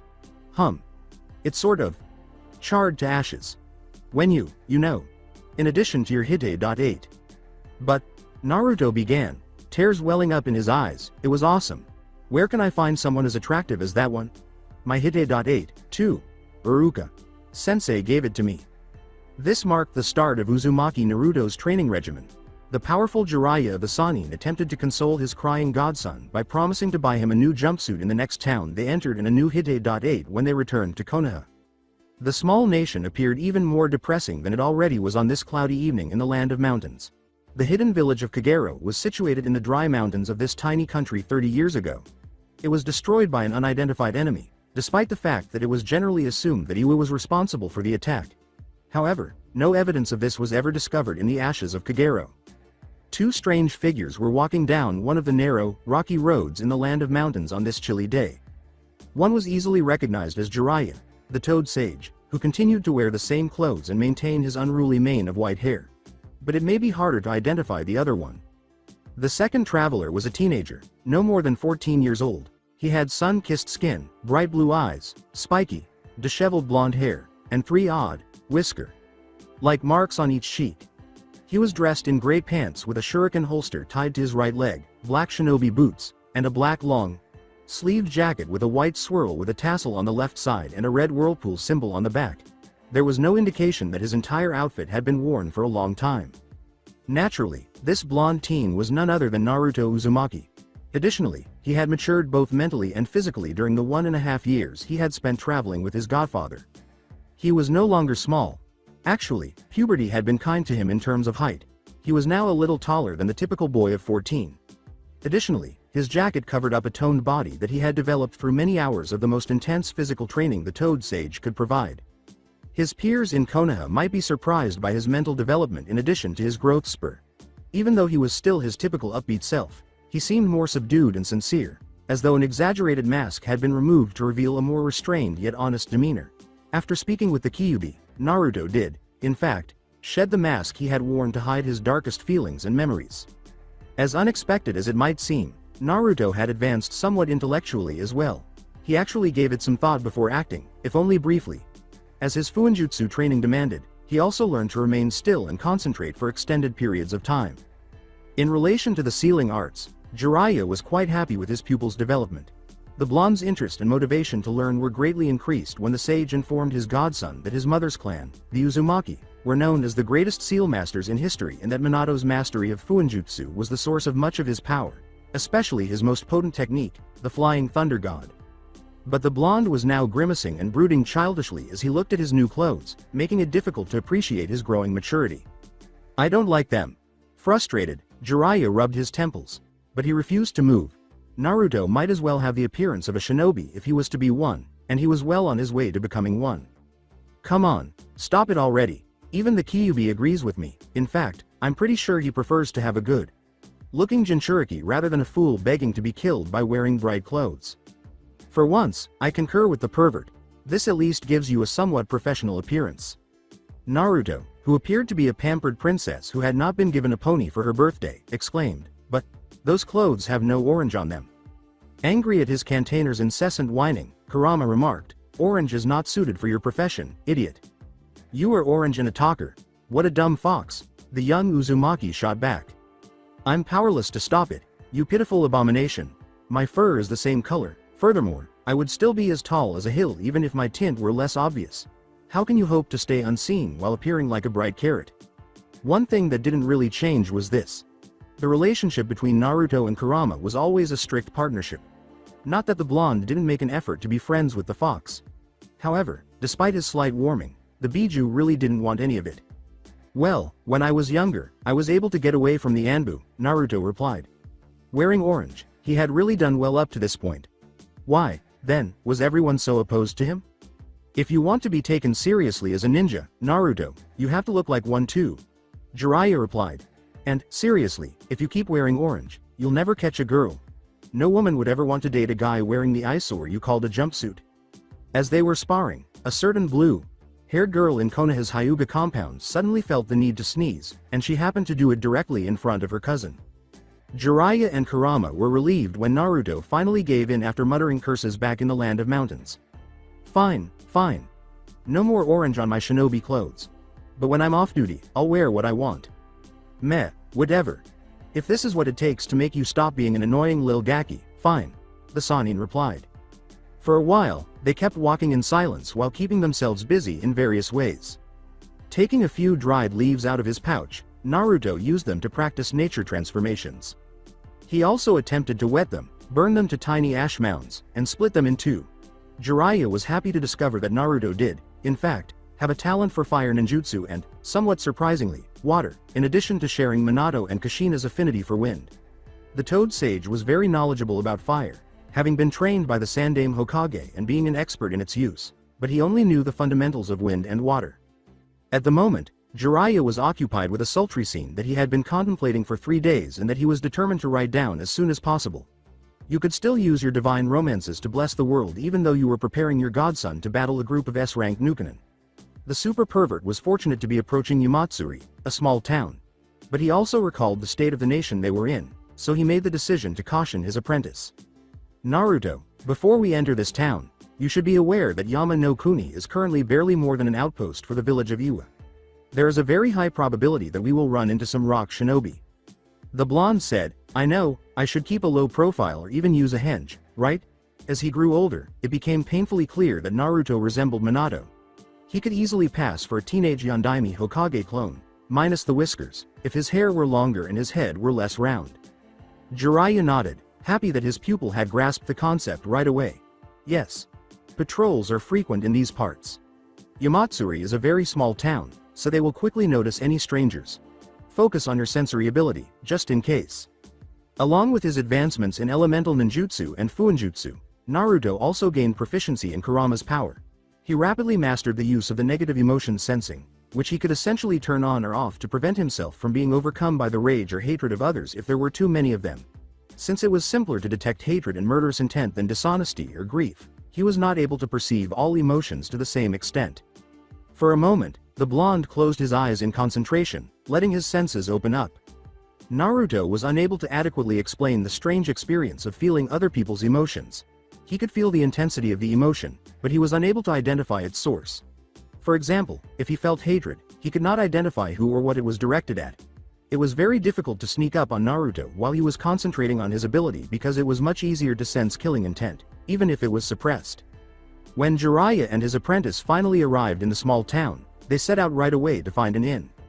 The young Uzumaki was able to observe the stark poverty and the depressing atmosphere of the nation while strolling down the main street. The road was filthy, littered with broken glass and other materials he really didn't want to name. The house's walls were in a severe state of decay. Beggars were using their rags and ripped blankets to block the cold wind from the mountains, and the few people outside were all staring down. Naruto was reminded of the Land of Waves, prior to the island's liberation from Gato. He was upset to see such suffering, but he knew he couldn't assist them this time. It would be suicidal to draw attention to him when he was so close to Iwagakure. It also reminded him of Geno, the trap master. The elderly man, a former Kagero shinobi, had intended to use a long chain of explosive tags buried throughout the village to blow up Konoha. Naruto recalled that they only managed to escape a catastrophe because he had reminded the trap master of his son. Despite his desire for vengeance, the man had a good heart, and he gained a better understanding of Geno's motivation after witnessing the condition of Land of Mountains firsthand. Finally, a small inn appeared in the distance, and the young Uzumaki felt a sickening sensation. He had only ever sensed something emanating from Jiraiya, but never in such large quantities or with such malevolent intent. He was on the verge of vomiting from this strange and terrible sensation. The Toad Sage turned to face his distressed pupil and was about to inquire about his well-being when he heard a scream of fear and despair emanating from the inn's interior. Naruto's mind was filled with new feelings after that scream, including disgust and fear. The young Jinchuriki were about to enter the building and put an end to whatever was going on inside when two Iwa shinobi, judging by their red and brown uniform and Hide.8, emerged from the inn, pulling a middle-aged woman with them. She cried out for mercy, but it was not for her. She was clearly afraid. "Please, stop him, don't let him use my daughter like that." The shorter of the two ninja, a man with a large build and brown hair, merely grinned before slapping the innkeeper, knocking her off her feet. "What are you complaining about? We paid graciously to sleep in this shithole you call an inn. It's only fair that we get to have a little fun while we're here, don't you think?" The innkeeper stood up shakily, tears running down her cheek as she held her bruised cheek. "Anything but that. Please, not my daughter. I'll let you do it to me instead, but please, not my Kaide." When he heard the woman's predicament, the other shinobi, a tall, thin man with dark red hair, laughed lustfully. "Hey, don't worry, you'll have your turn. You're quite well conserved for your age, you know. Maybe after our squad leader let us get our share of your daughter, we'll give you a good time too." Big Ninja objected. "I ain't gonna wait any longer." He took off his belt and began to walk over to the sobbing woman when he saw Jiraiya and Naruto staring at them. "Move along, you two. We're only getting our reward for patrolling around the pile of shit you call a country." The Sannin were furious. Even though he was a blatant pervert and womanizer, he still had some respect for women. Rapists were the one thing he detested the most in this world. And those Iwa shinobi had quite obvious intentions. Just as he was about to leap to the innkeeper's defense, he was stopped in his tracks. The two ninja and Jiraiya were struck with the strongest sense of murderous intent they had ever experienced. The Toad Sage knew instantly where it was coming from, but his godson disappeared in a red blur before he could respond. Never before had Naruto been so furious. He felt a mixture of anger and hatred burning inside of him. As a child, Uzumaki disliked injustice and bullies because he was shunned by his entire village. He could not stand those who hurt others for their own entertainment or benefit. Furthermore, the level of what he was seeing and sensing was completely different from anything he had ever experienced during his brief ninja career. Even though Naruto had very little experience with sexual matters, which was quite an accomplishment given who was training him, he was able to comprehend what was happening. And if he allowed that to occur, he would be damned. He was so furious that he failed to see the chakra shroud that was spontaneously forming behind him, 9 tails frantically wiping the air. He appeared directly in front of the large Iwa.Nin using a short-range body flicker before Jiraiya could stop him. And Naruto used one of his made wind jutsu before he or his companion could react. He roared the name of his technique in an altered voice as he swung his right arm, already covered in a wild mass of chakra, at his target. Beast Wave Palm. Because the large Iwa shinobi was too slow to react, the wind chakra wave cut him cleanly, splattering blood on Naruto, the innkeeper, and the other Iwa.Nin. Before the enraged Jinchuriki could tear him to pieces as well, the Would.Be rapist swiftly went through a series of hand signals after witnessing his teammate killed in such a gory manner. Earth Style. Mud Wall. Naruto charged at the last shinobi, but before he could get close to him, a wall of wet dirt rose up out of the earth, halting his advance. But before the Iwa.Nin could use the hidden mole technique to get away, the blonde Uzumaki, who was now completely capable of doing it with one hand and was overcharged by Kurama's chakra, slammed one of his signature techniques against the earth wall and blew it apart. Rasengan. The force of the explosion threw the Iwa.Nin away, and it struck a wall with a dent after colliding violently with it. Before he could get up and attempt to run, Naruto appeared above him, immobilizing him with a foot on his stomach. And the blonde's face caught the Iwa.Nin's attention for the first time. His soft blue eyes had vanished, to be replaced by slitted, blood-red orbs that glowed with strength and ill will. His darker and bolder whiskers emphasized his savage features. His lips were blackened, and his teeth were now fangs. He was aiming his sharp-clawed nails at the Iwa.Nin's throat. However, the Doton user nearly soiled himself in sheer terror for other reasons. No, it was the smug, triumphant grin that looked so strange on the blonde's face, and the enormous killing intent that was focused only on the defenseless shinobi. Although Naruto was able to maintain control when he used a specific amount of Kurama's chakra, this did not mean that he was unaffected. Instead, his animalistic instincts took over and he became much more aggressive. Furthermore, the Iwa.Nin were now nothing more than a nuisance to be eliminated, a toy to be destroyed, and prey to be killed. And the Jinchuriki did just that, slicing the unfortunate Iwa shinobi's head beyond recognition with a swift swipe of his claws. Naruto had just defeated his second foe when he heard more cries of agony and anguish coming from the inn's interior. The blonde Jinchuriki wasted no time in hurrying inside, determined to burn to ashes whoever was responsible for those cries and the terrible lust he could still detect. And as soon as he walked through the door, he felt disgust, sympathy, and even more anger and hatred. A girl who couldn't have been older than Naruto by more than 2 years lay on the floor, completely nude and covered in nothing but what smelled like cheap sake and bodily fluids. Tears were streaming down her face and her long black hair was all over her, but her gray eyes didn't seem dejected. They were dull and lifeless, demonstrating how damaged she was by her attacker. The aggressor, dressed in the same uniform as his deceased teammates, stood beside her. He had deep green eyes, short ash-colored hair, and a slim but muscular frame. Sweat was trickling down his forehead, and his face was slightly flushed. He had just finished buttoning his pants and was ready to summon his friends for their portion of the additional in-services, when a gray and black figure covered in red chakra walked into the building's main room. The sheer force of the red cloak of energy and the malevolent intent emanating from the newcomer immobilized the final Iwa.Nin. However, the girl appeared utterly unaware of everything. She continued to stare at nothing and did not shift from her spot on the room's filthy floor. Even though Naruto had never encountered a situation like this before, he was still able to make educated guesses about what had transpired. There was no spark in the innkeeper's daughter's eyes that would suggest she still had some strength.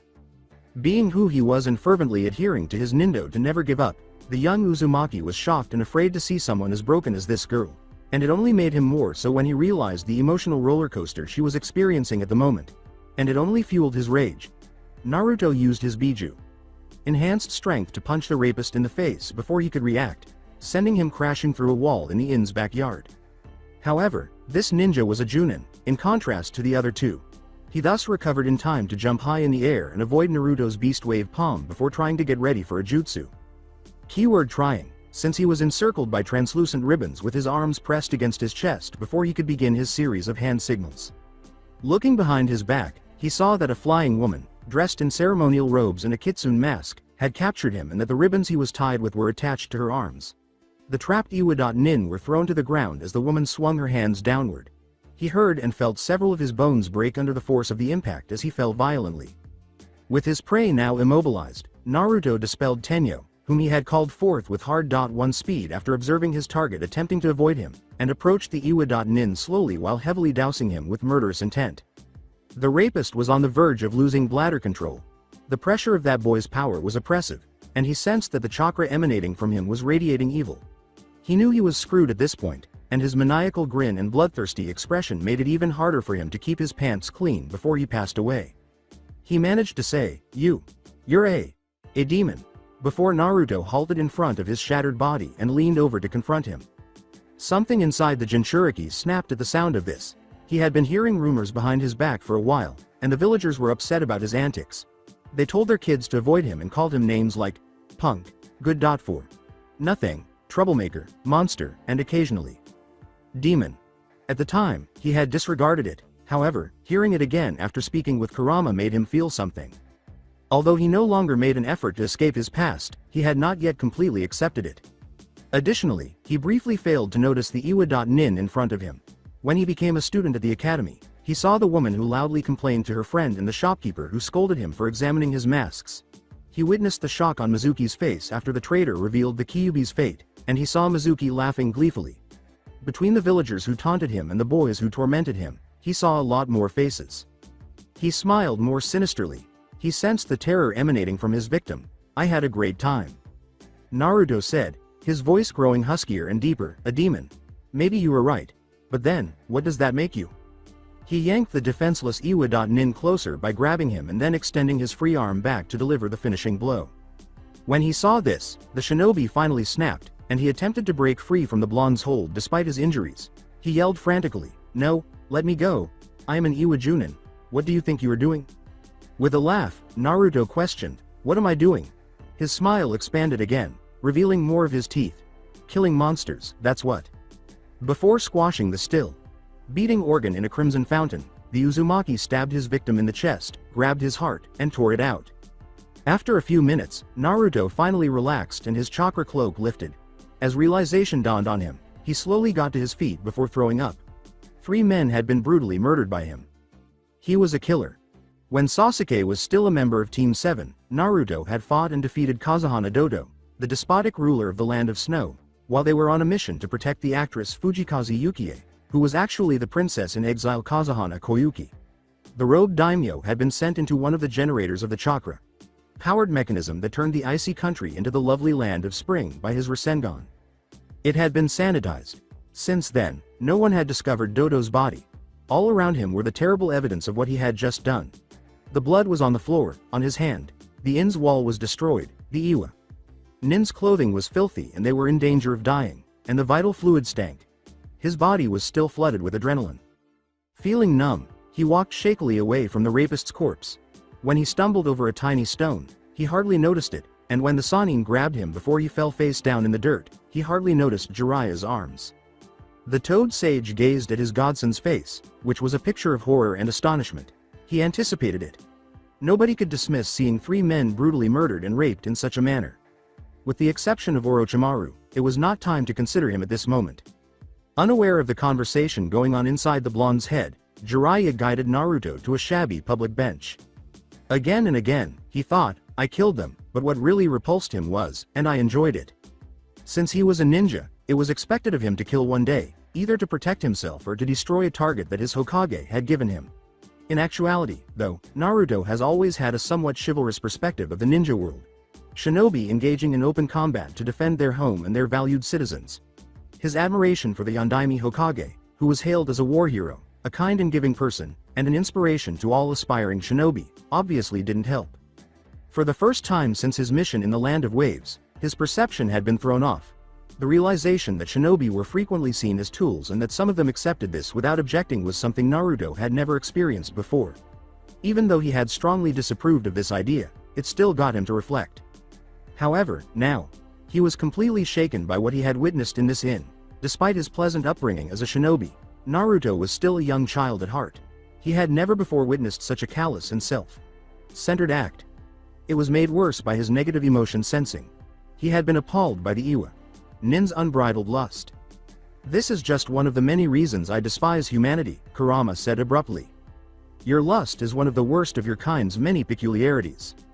Lust will always result in hurting other people in order to get what you desire, whether it be for power, wealth, or flesh. You just witnessed it. This girl is damaged.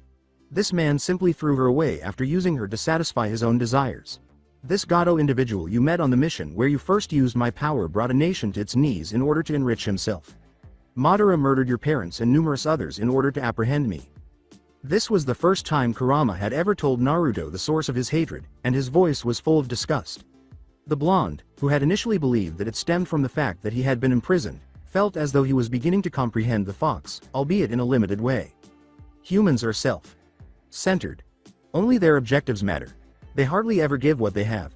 They frequently desire more. And it starts over. Killing those 3 was a good thing. They won't harm anyone anymore, at least. However, I should not have. It shouldn't have been fun for me. I'm also a human. I shouldn't have taken pleasure in murder. Naruto let out an inward scream. Why not? Didn't you say it yourself? It was monsters, not people, that you killed.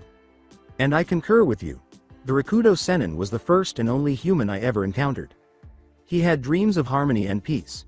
The rest of you are merely belligerents who care only about your personal security. I could feel anger and hatred everywhere I went after the death of the Sage of the Six Paths. There was war everywhere. You killed each other over trivial differences.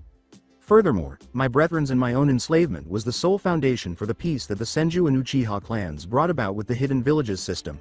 Kurama shot back. The fox had a point, but Naruto was attempting to ignore it. He was unable to retract what he had just said. And his doubts were beginning to grow. Was humanity really so extinct? Were all of them monsters?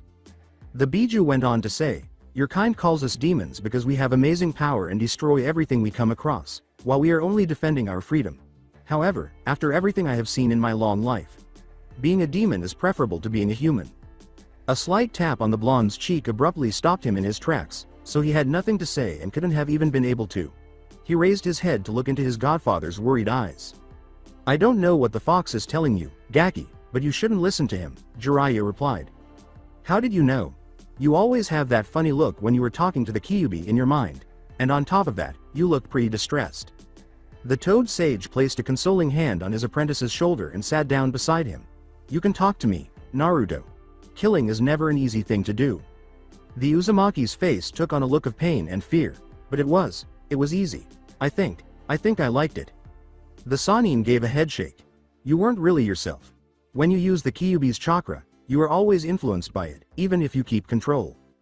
Jiraiya began to ruffle Naruto's hand with his own. He had observed that the boy's spirits always seemed to rise when he did this.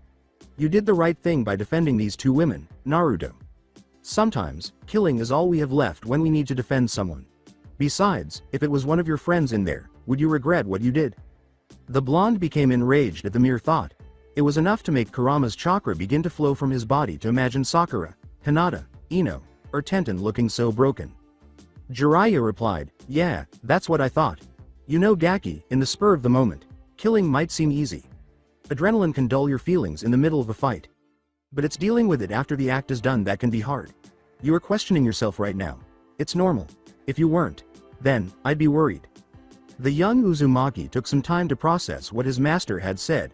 Although it was consoling, Kurama's words continued to bother him. Jiraiya was able to hear Naruto whisper, the fox. He said that humans are monsters. He isn't entirely wrong. It is true that there are people who abuse their powers to hurt others, like you just saw. The Sannin continued, and it's those abuse that stand out the most. And sometimes, even I doubt that true peace will ever exist one day whenever I come across people like those Iwa.nin. Naruto was shocked by this. Could anyone question the super pervert, Toad Sage extraordinaire of Mount Myoboku, Jiraiya of the Sannin, and proud author of the Icha Icha series? Seeing his godson's astonishment, the sage gave a small laugh. Yeah, Gaki, sometimes I don't know if my dream will ever come true. But then, I remember what my sensei once told me. With great anticipation, Naruto questioned, Hokage. Gigi? What did he told you? Even though he no longer respected the Sandaime, he still considered him to be a grandfather.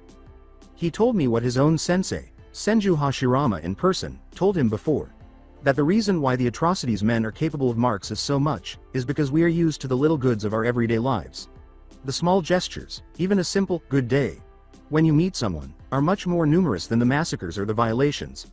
And you can't just judge a man when he fights, you also have to do it when he simply lives. The sage gave a sheepish, namikaze, like rub to the back of his head. Well, he didn't exactly said it like that. It was more in the line of, the great manifestations of evil are few and far between, and yet they often make us forget about the small sparks of good in every man and woman's heart. Sensei always liked to talk like this. He was a poet after all. Shinobi.san. Jiraiya and Naruto were so engrossed in their conversation that they were unaware of the innkeeper's approach. She was looking at the Uzumaki with awe and fear in her eyes. With hesitation, she said, I wanted to thank you, Shinobi.san. With the memory of what had happened to her daughter and what had nearly happened to her still fresh, she was unable to finish. Nobody stood up for us when the Iwa.nin started to. And yet, you, a complete stranger. I can't thank you enough, Shinobi.san. Naruto retorted, you shouldn't be thanking me. I wasn't able to stop that guy before he. and I destroyed the back wall of your inn, and you will notice that one of their patrolling squad is missing. Even so, those men would have continued if you didn't kill them. But, stop that, Gaki. You just saved this woman and prevented more harm to come to her daughter, and besides, accident often happens during patrols. It will be easy to mask this up and make it look like an encounter with shinobi from another neighboring country, Jiraiya warned his student. Then he turned to face the innkeeper, who appeared nervous in the presence of the powerful Sanin.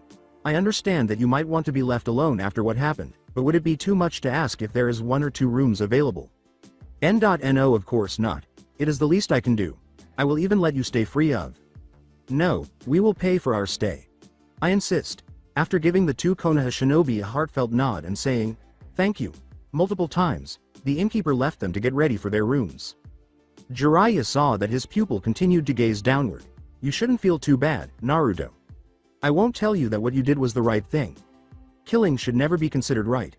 You had to choose between 2 evils. And you chose the lesser one. End. The sage's expression changed for a moment. If you hadn't been faster than me back there, I would have killed them myself. Thankful that his master had imparted some of his knowledge to him, Naruto nodded. Jiraiya wasn't a living legend for nothing, despite the fact that he was a pervert and frequently made jokes. Ultimately, the Uzumaki was more committed than ever to training and developing the strength necessary to defend not only his valued people but also those who were unable to do it themselves. He would, however, if it meant losing lives. It was something he had been taught to do. He was a shinobi. No matter what was thrown at him, he would not waver in his resolve. The Toad Sage and the Kyuubi Jinchuriki rose with the sun over Yama no Kuni. Over dinner, they had made the decision to depart early. Fortunately, Yamatsuri was devoid of other Iwa.nin, but they had already attracted too much notice. If they stayed longer, more Iwa.nin might come to look into it, and the small town was already a miserable place. Naruto saw the girl, whose name he remembered as Kaide, staring at him as they prepared to depart the inn. She still gave him the feeling of disgust. The Uzumaki knew that she would have to live with this memory for the rest of her life, and that it would take time for her to recover from her aggression. She had not been seen by Jiraiya or Naruto while they were there. Although her eyes appeared slightly brighter, it was easy to see how they conveyed the pain their owner was experiencing. Kaide bowed deeply in front of the 2 Konoha shinobi as he slowly approached them. She didn't say anything, but she didn't have to. Jiraiya merely gave a nod before leaving. Naruto remained motionless. Nor did he say anything. He was genuinely at a loss for words. The blonde wanted to claim it was nothing, but it didn't feel appropriate in the situation. He wanted to apologize for not showing up sooner, but he knew that discussing what if scenarios with Kaide would not help. Thus, he chose to merely tilt his head back while grinning subtly. She got it. As they were leaving Yamatsuri, the blonde Uzumaki turned back one last time to wave toward the small inn before turning to face the road, following his godfather outside. Although he didn't see it, he was aware that Kaide had returned the wave. For Naruto, it felt like 10 years even though they had only been in the tiny mountain town for about 12 hours. Additionally, he could see why Jiraiya preferred to take him on a trip as opposed to just training him in Konoha. As a shinobi, experience came from more than just training and fighting. It also came from meeting people and experiencing the world firsthand, both in happy and sad situations. Sadly, their brief visit to the land of mountains turned out to be a startling experience, and he would likely be troubled for a long time by the memory of Kaide's dead eyes. Gaki. Naruto heard Jiraiya's call and turned his attention from the road to him. We only have 1 year left before we go back to Konoha. You know what this means, right? The blonde laughed. The Toad Sage would need to do better than that if you wished to frighten him. Yeah, I know. More training. And you want to know how I respond to that? Bring it on, Arrow, Sennin. Jiraiya slapped Naruto's back while grinning. You better believe it, I'll bring it, Gaki. And the two of them kept walking in the direction of the rising sun, content to be together on the road, eager for the upcoming hard sparring sessions, and impatient to return home at last. On this lovely and serene summer day, the sun shone brilliantly over the hidden village of Konoha. The 2 shinobi on duty at the village's main gate were kept cool by a gentle breeze.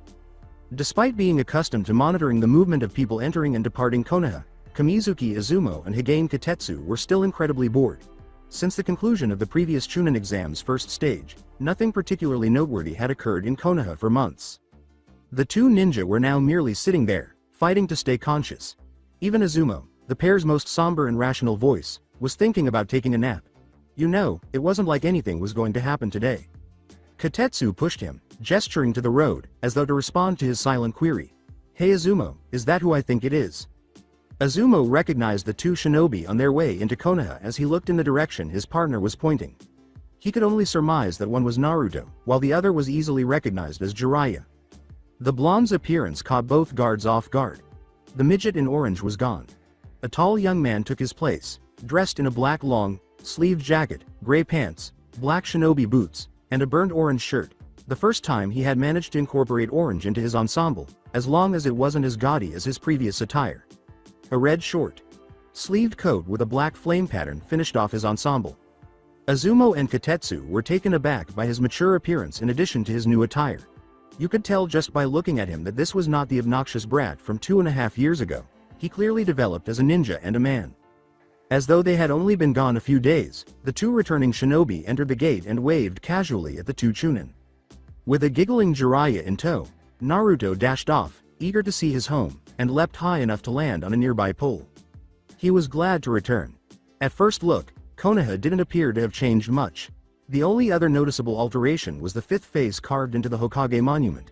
The damage caused during the Otto and Suna conjoined invasion had been repaired. So they added Chan's mug up there, huh? Naruto blurted out with a gentle smile. Jiraiya called out from the street below, Oi, Naruto. You know that we need to report to Tsunade. Time, right? The blonde took a while to respond. Rather, he allowed his gaze to rest on a specific spot for a moment. Seeing that his pupil was lost in thought, the sage followed his gaze. He sighed, finally realizing what Naruto was staring at, and then waved. Fine Gaki, I'll go on ahead. Don't take too long, but say hi for me, alright? Thanks, Arrow. Sennin, I will. The Uzumaki exclaimed, giving his godfather a grateful nod, before quickly jumping back to the ground and running in the direction of his goal. Jiraiya couldn't help but feel a surge of pride in his chest as he looked at the back of his retreating apprentice. Naruto, like his parents, was developing into a magnificent shinobi. The younger generation would eventually overtake the older one. Jiraiya headed for the Hokage Tower, not wanting to be thrashed by a furious Tsunade for being late. During their journey, the slug Sannin was presumably curious to hear about Naruto's development. Konohagakure no Sato's Godem Hokage, Senju Tsunade, was remarkably animated today. As she dealt with the paperwork that Shizune, her apprentice and assistant, brought her on a regular basis, she was complaining less. The arrival of her favorite knucklehead and her perverted teammate was imminent. She had truly missed them, but she would never confess it, especially to the two men mentioned above. They both had a knack for making her angry, but when they weren't there, the atmosphere was a bit too subdued for her. She was eager to see her old friend and his blonde apprentice, but she knew that after putting up with their antics, she would probably do anything in a few weeks to get a break. A voice she recognized said, My, Tsunade. Haim, even after 2 years, you are still as beautiful as ever. She heard it behind her. When the intruder entered her office, Tsunade turned her chair to face him and couldn't help but smile when she saw Jiraiya sitting on the windowsill as usual. But she began to frown at the obvious lack of a certain someone. Well, I'm happy to see you too, Jiraiya, but where is Naruto? She inquired. He had something important to do before our meeting. The sage's statement caused her to furrow her brow. More important than to report to his Hokage and say hello after 2.5 years on the road? Jiraiya smiled, a gentle, sentimental smile. Observing the village below, he said, yes, something very important to him. Something long overdue. It was Naruto's first visit to the village, despite the fact that he was familiar with most of it. The blonde never knew if he had any family before he left with his godfather, so it was not shocking. But Kurama had wanted to come here ever since the night he nearly broke out of his seal. And he was a little lost now that he was there. It was something he had never done before, but he knew he had to. He desired to. The blonde Uzumaki was searching for his mother's grave, slowly moving between the tombstones. According to custom, his father was buried with the other Hokages, and Jiraiya had asked him to conceal his connection to Minato for the time being. He hadn't mentioned his mother, though. Naruto also wanted to pay his respects to his parents now that he was aware of their identities. The blonde thought that his coat, which was a gift for his 15th birthday, was a tribute to them both. Since Minato was famous for donning a white haori adorned with red flames during his time as the Yondaime Hokage, it was a means of continuing to show his bond with his father. Its shade of red was comparable to Kushina's fiery hair, which Naruto had thought was very lovely. He eventually located the gravestone of his mother. He had a strange feeling. She had only been a chakra imprint when he had first met her in his mindscape, but she seemed so living. He could still feel the warmth of a hug. Never in his life had he felt so loved or so safe. He couldn't help but feel a dull ache in his chest as he looked at her silent and frigid grave. Nevertheless, it was evidence that it was real and not a dream. It is true that his parents adored him, who gave their lives to ensure his survival. In order to completely reassure himself that Uzumaki Kushina had existed, Naruto knelt down and touched the name etched in the stone. He whispered, "Hello, Mom. It's been a while, hasn't it? I became pretty strong training with Arrow. Senin, ya know? And it's thanks to you and Dad. The old fart put me through hell, but I wasn't about to give up. I have to make you proud. Believe it? Oh, before I forget, the pervert says hi, too." Naruto then went on to discuss everything and nothing, including his health, a dream he had, and the sights he had seen while traveling. He talked about his early years, his mischievous behavior, his missions with Team 7, and how he skipped class, even though he knew his parents were aware of his life because they had read through his memories. He simply felt that it was right. Naruto didn't realize that other teenagers would have felt embarrassed to be so open with their mother. He wouldn't care even if he was. The blonde had an eavesdropper, but he was unaware of it. This lovely summer day coincidentally fell on a Thursday. Hyuga Hinata also went to her late mother Hitomi's grave every Thursday. Hitomi passed away during childbirth. She was all too familiar with it. She lost her cherished mother on a Thursday, but she also gained her priceless younger sister, Hanabi. As a result, Hinata placed flowers on her mother's grave every Thursday. She had been doing that in the afternoon after her team's training session ever since she turned into a genin. She would frequently be the only living person in the space between the tombstones at this time, when Konoha Cemetery was typically peaceful. The Bluenet realized she wouldn't be alone in the cemetery today while en route to her mother's grave. There was a man on his knees, speaking aloud to the person he was honoring. Although Hinata wasn't particularly inquisitive, it was strange to see someone else here. She realized after taking a closer look at this man that he was actually a teenager, most likely no older than her. Although she couldn't see his face from her vantage point, she could definitely see his red coat and golden hair. She could begin to make out some of the words in his soft voice. Although it was extremely impolite of her to listen in that way, his voice was growing more and more recognizable as their distance from one another decreased. "Really glad that I was able to meet you both. Sometimes, even though it's been more than 2 years now, I still ask myself if it was not a dream." That voice was undoubtedly familiar to Hinata. For the first time since he had gone on his training trip, she was blushing intensely. Is he the one? Had he returned? When the boy looked up at the statue of a flame at the far end of the cemetery, any uncertainty she might have had vanished. Marks of whiskers. Verify. Skin kissed by the sun? Verify. The Bluenet wished she could spend hours losing herself in those cerulean eyes? Verify. Naruto Uzumaki had returned to Konoha. Hinata had to use all of her strength to prevent fainting. But a squeak couldn't be contained from her lips. "You know, Ka-chan, I'm really glad that I was able to meet you both. Sometimes, even though it's been more than 2 years now, I still ask myself if it was not a dream." Naruto covered his heart with his closed hand and raised his head to gaze at the sculpture of a crimson flame across the cemetery. "I promise you both, that I will protect the village with everything I have. I will use Kurama's power to bring peace, and I will stop Madara. Believe it." A squeaking sound came from somewhere behind the blonde Uzumaki at this precise moment. He turned to see that there were other people in the cemetery besides him. Only a few seconds were needed for him to identify the girl. Her midnight blue hair, her flushed cheeks, her pale skin, her pearly eyes. Naruto greeted the Hyuga girl sheepishly, saying, "Oh, Hinata. I didn't see you there. I was a bit caught in my thoughts." With a quiet self-curse, she stammered, "Hello Naruto-kun." She had put a lot of effort into overcoming her shyness, but now she was a flushing mess once more. But she was powerless to stop it. Hinata was not one to judge or value someone based solely on appearances. That was demonstrated by the fact that she was the only girl at the academy without a crush on Sasuke. Nevertheless, she couldn't help but be drawn to Naruto's blonde hair and whiskers. She would have said, "cute," if someone had asked her to sum up his physical attributes in one word, assuming she hadn't passed out from embarrassment. However, Hinata couldn't help but think the Uzumaki was attractive at the moment. He had matured considerably more than she had. Even though she didn't particularly dislike orange, she was relieved that he was also dressed in much more stylish clothing because his face was more mature and his hair was longer. She may have been drawn to him because of the blonde's unflinching spirit, but she was still thrilled with Naruto's new look. He had a nice appearance. In other words, Hinata would have referred to her crush as sexy if she had been more vocal or if she had been born as a Yamanaka. She chose handsome instead, though, because she had been brought up as a proper lady. Naruto was also admiring the brunette's new appearance.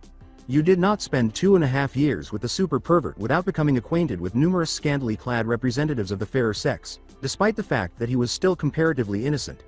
Additionally, he continued to have nightmares about the time Jiraiya gave him the talk a few months ago, which Kurama would frequently reenact when the fox was upset following a training session that fell short of his expectations.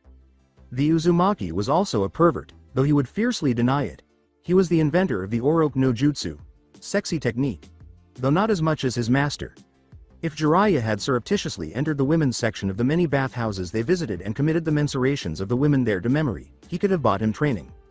Overall, rather than being obsessed with the actress Fujikaze Yukie, also known as the Princess of the Land of Spring, Kazuhana Koyuki, the blonde was much more appreciative of the feminine charms, albeit not as much as his godfather. But Naruto wasn't the type to ogle his friend in such a brazen manner. However, he couldn't help but think Hinata was attractive. He concluded that her long hair was a good fit for her.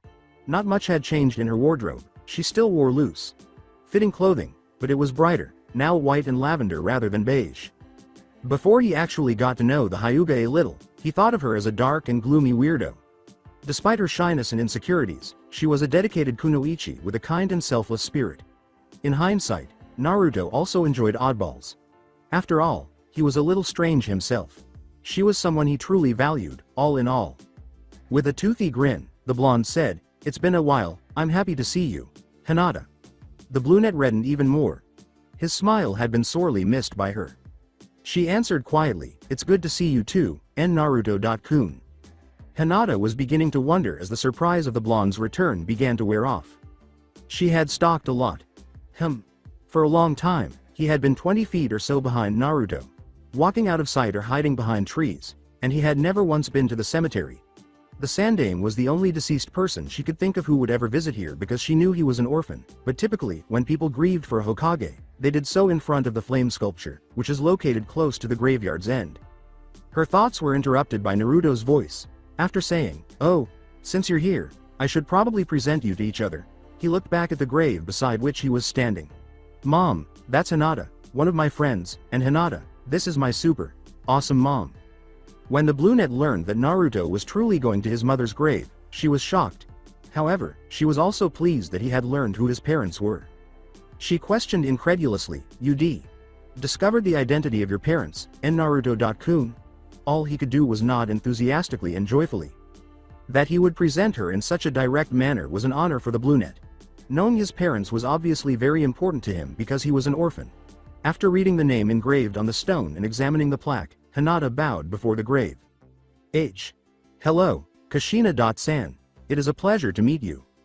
Talking to a tomb like they were doing may seem a little ridiculous, but it was normal for the two teenagers. They knew that their mothers were watching over them from the pure world, even though they were no longer among the living. She was curious, but she hesitated a little because she felt it was impolite to ask, "And is your father here, too? I mean, you're not forced to respond, maybe it's something that you do not want to talk about." Naruto stiffened just a little. Jiraiya had been straightforward, but he didn't like to lie to his friend. "Oh, I don't know his name. I only learned who my mom was." Fortunately, Hinata did not catch him lying, but she still had a sad expression. "Oh, I'm sorry." He responded, "Hey, don't be. Who knows, maybe he was someone famous," in an attempt to lift the spirits of the girl beside him. At least that wasn't a lie, and he was able to restore Hinata's little smile. For a few minutes, they were silent in front of the grave. Every few seconds, Hinata couldn't resist glancing at Naruto's face. She was captivated by his eyes. They were full of warmth and longing, rather than the usual gleam of mischief and resolve. When the blonde saw her staring, her blush deepened. Although he was curious as to why she was staring at him so intently, he chose to follow the brunette instead of sharing his curiosity. With his characteristic smile, he asked, "So, how have you been, Hinata?" Despite being too shy to look at the blonde's smiling face for more than a few seconds, the brunette replied, I have been good, thank you for asking. I trained a lot with Neji.ni.san, and I recently became Chunin. And you, how did your trip with Jiraiya Sama went? When did you come back? Oh, we arrived, like maybe an hour ago. You're actually the first person besides those two guys at the gate that I've met. As for the trip, it was pretty cool. For the most part. His eyes and smile began to dim. Before he worried Hinata, he quickly shrugged it off. I learned a lot with Arrow. Senin, not just shinobi stuff. The girl from Hyuga whispered, I'm sure you are really strong now. She looked at her love interest's face again and saw that, although it was smaller than before, his smile was more sincere. Everything about him felt this way now that she had realized that. Naturally, she was aware of the mask he wore to conceal his suffering from others. Hinata could see that Naruto appeared older than he actually was now that it was gone, even if only partially. When she heard the blonde's voice, her analysis stopped. He had seen the flowers the brunette was carrying. Are you visiting someone too? Oh, sorry, maybe I shouldn't ask. With her stutter growing stronger, she looked up hesitantly at the blonde's face and said, Don't worry, Naruto-kun. I'm coming for my mother too, actually. Maybe, if you don't mind, I circa could introduce T.2. Since Naruto had introduced her, she naturally followed suit. Hesitantly, the blonde said, You sure? I don't want to bother you or anything. Hinata reassured him, No, you would never be a bother T.to me, Naruto-kun. I usually come here alone, or with my sister. But, it would be nice if you were here T.2, I never introduced an friend to my mother before. Oh, I would be honored, then, exclaimed the Uzumaki with joy. With a quiet smile in response to his answer, Hinata left for her mother's grave, Naruto at her heels. Following a brief stroll, the two teenagers came to a stop in front of a different grave, which was clearly more visited than Kushina's, based on the flowers that surrounded it. Suddenly, Naruto realized that he had totally forgotten to buy his mother a present. Before speaking, Hinata knelt in front of the grave, placed half of the bouquet on it, and joined her hands in a kind of prayer. Hello, mother. I did not come alone today.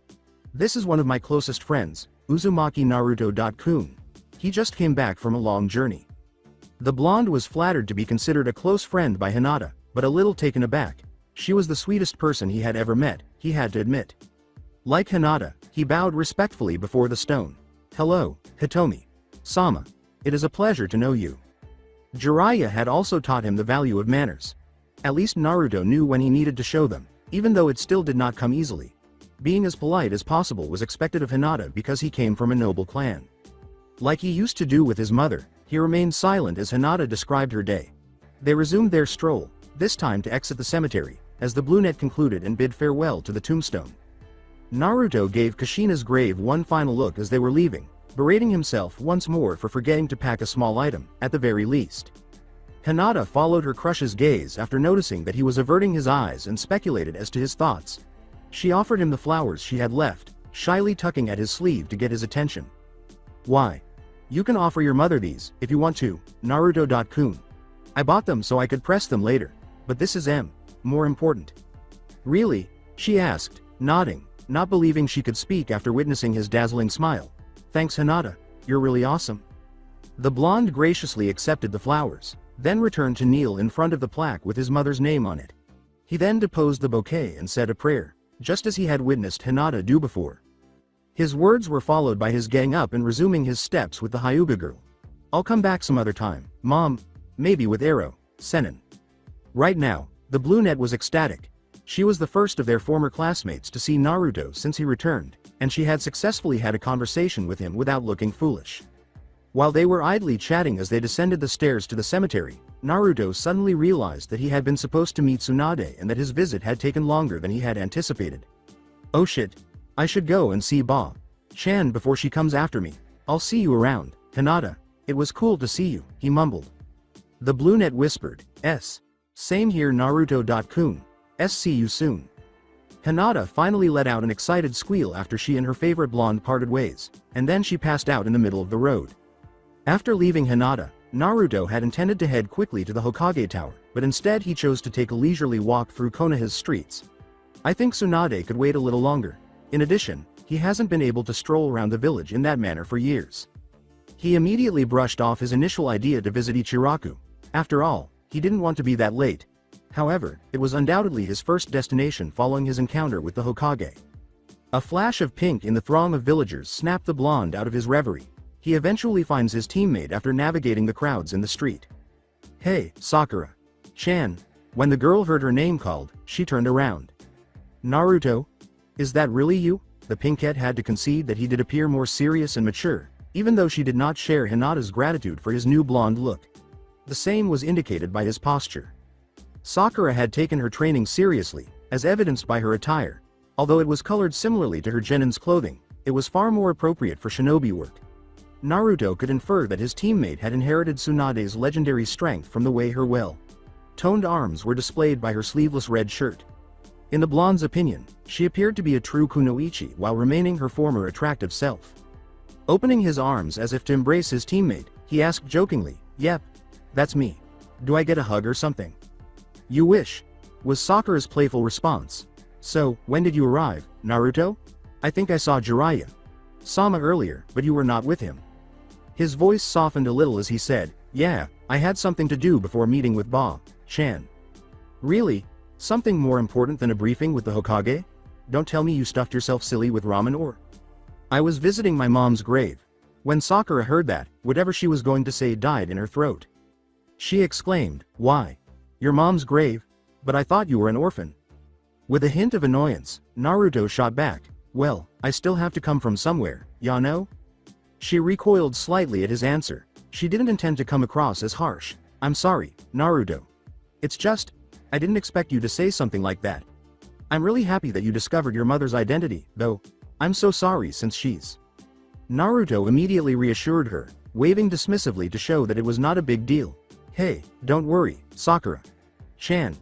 Even Hinata sounded surprised. "You've met Hinata already?" The blonde gave a nod. "Yep, she was visiting her mother too. I was a bit surprised when I saw her. She has changed quite a bit." Surprised that Naruto had actually taken notice of the Hyuga's growth, Sakura raised an eyebrow. Her extensive training over the previous 2 years to impress the Uzumaki was well known. Together with Ino, Sakura had assisted her in boosting her confidence. The brunette was still too shy to expose as much skin as the Yamanaka, so they even attempted to persuade her to wear more skimpy attire. "You're right," Sakura replied, "but she is not the only one, you know. Don't you think I look more professional, or perhaps womanly to you?" Naruto looked at his teammate again and considered his response carefully. He had heard something vague from Jiraiya about women and compliments.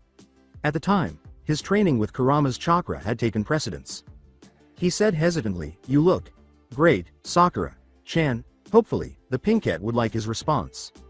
The pinkette's cheeks blushed slightly, and he was relieved. "Thank you, Naruto. You look pretty good yourself. Finally dumped the jumpsuit, huh?" He let out a dramatic cry. "Man, what was wrong with my jumpsuit? It was so awesome, so orange. So awesomely orange. His sense of style wasn't all that bad, was it?" Before Sakura could respond, the villagers nearby were startled by a high-pitched yell coming from a brown-haired boy with spikes and a long blue scarf. "Naruto! Nichan!" The Jinchuriki instantly recognized the boy and a broad smile appeared on his face. "Konohamaru. How ya been?" "Boss." This time, a brown-haired boy with glasses and a persistent snot drip from his nose, as well as a girl with orange hair tied up in 2 pigtails, spoke up as they emerged behind the young Sarutobi. "Oh, Moegi and Udon," Naruto exclaimed as he saw the gleaming Hite.8 on their foreheads. "And you 3 are genin now? Are you on the same team?" "According to Konohamaru, you bet, Ni-chan. And our team leader is Ebisu-sensei, with pride."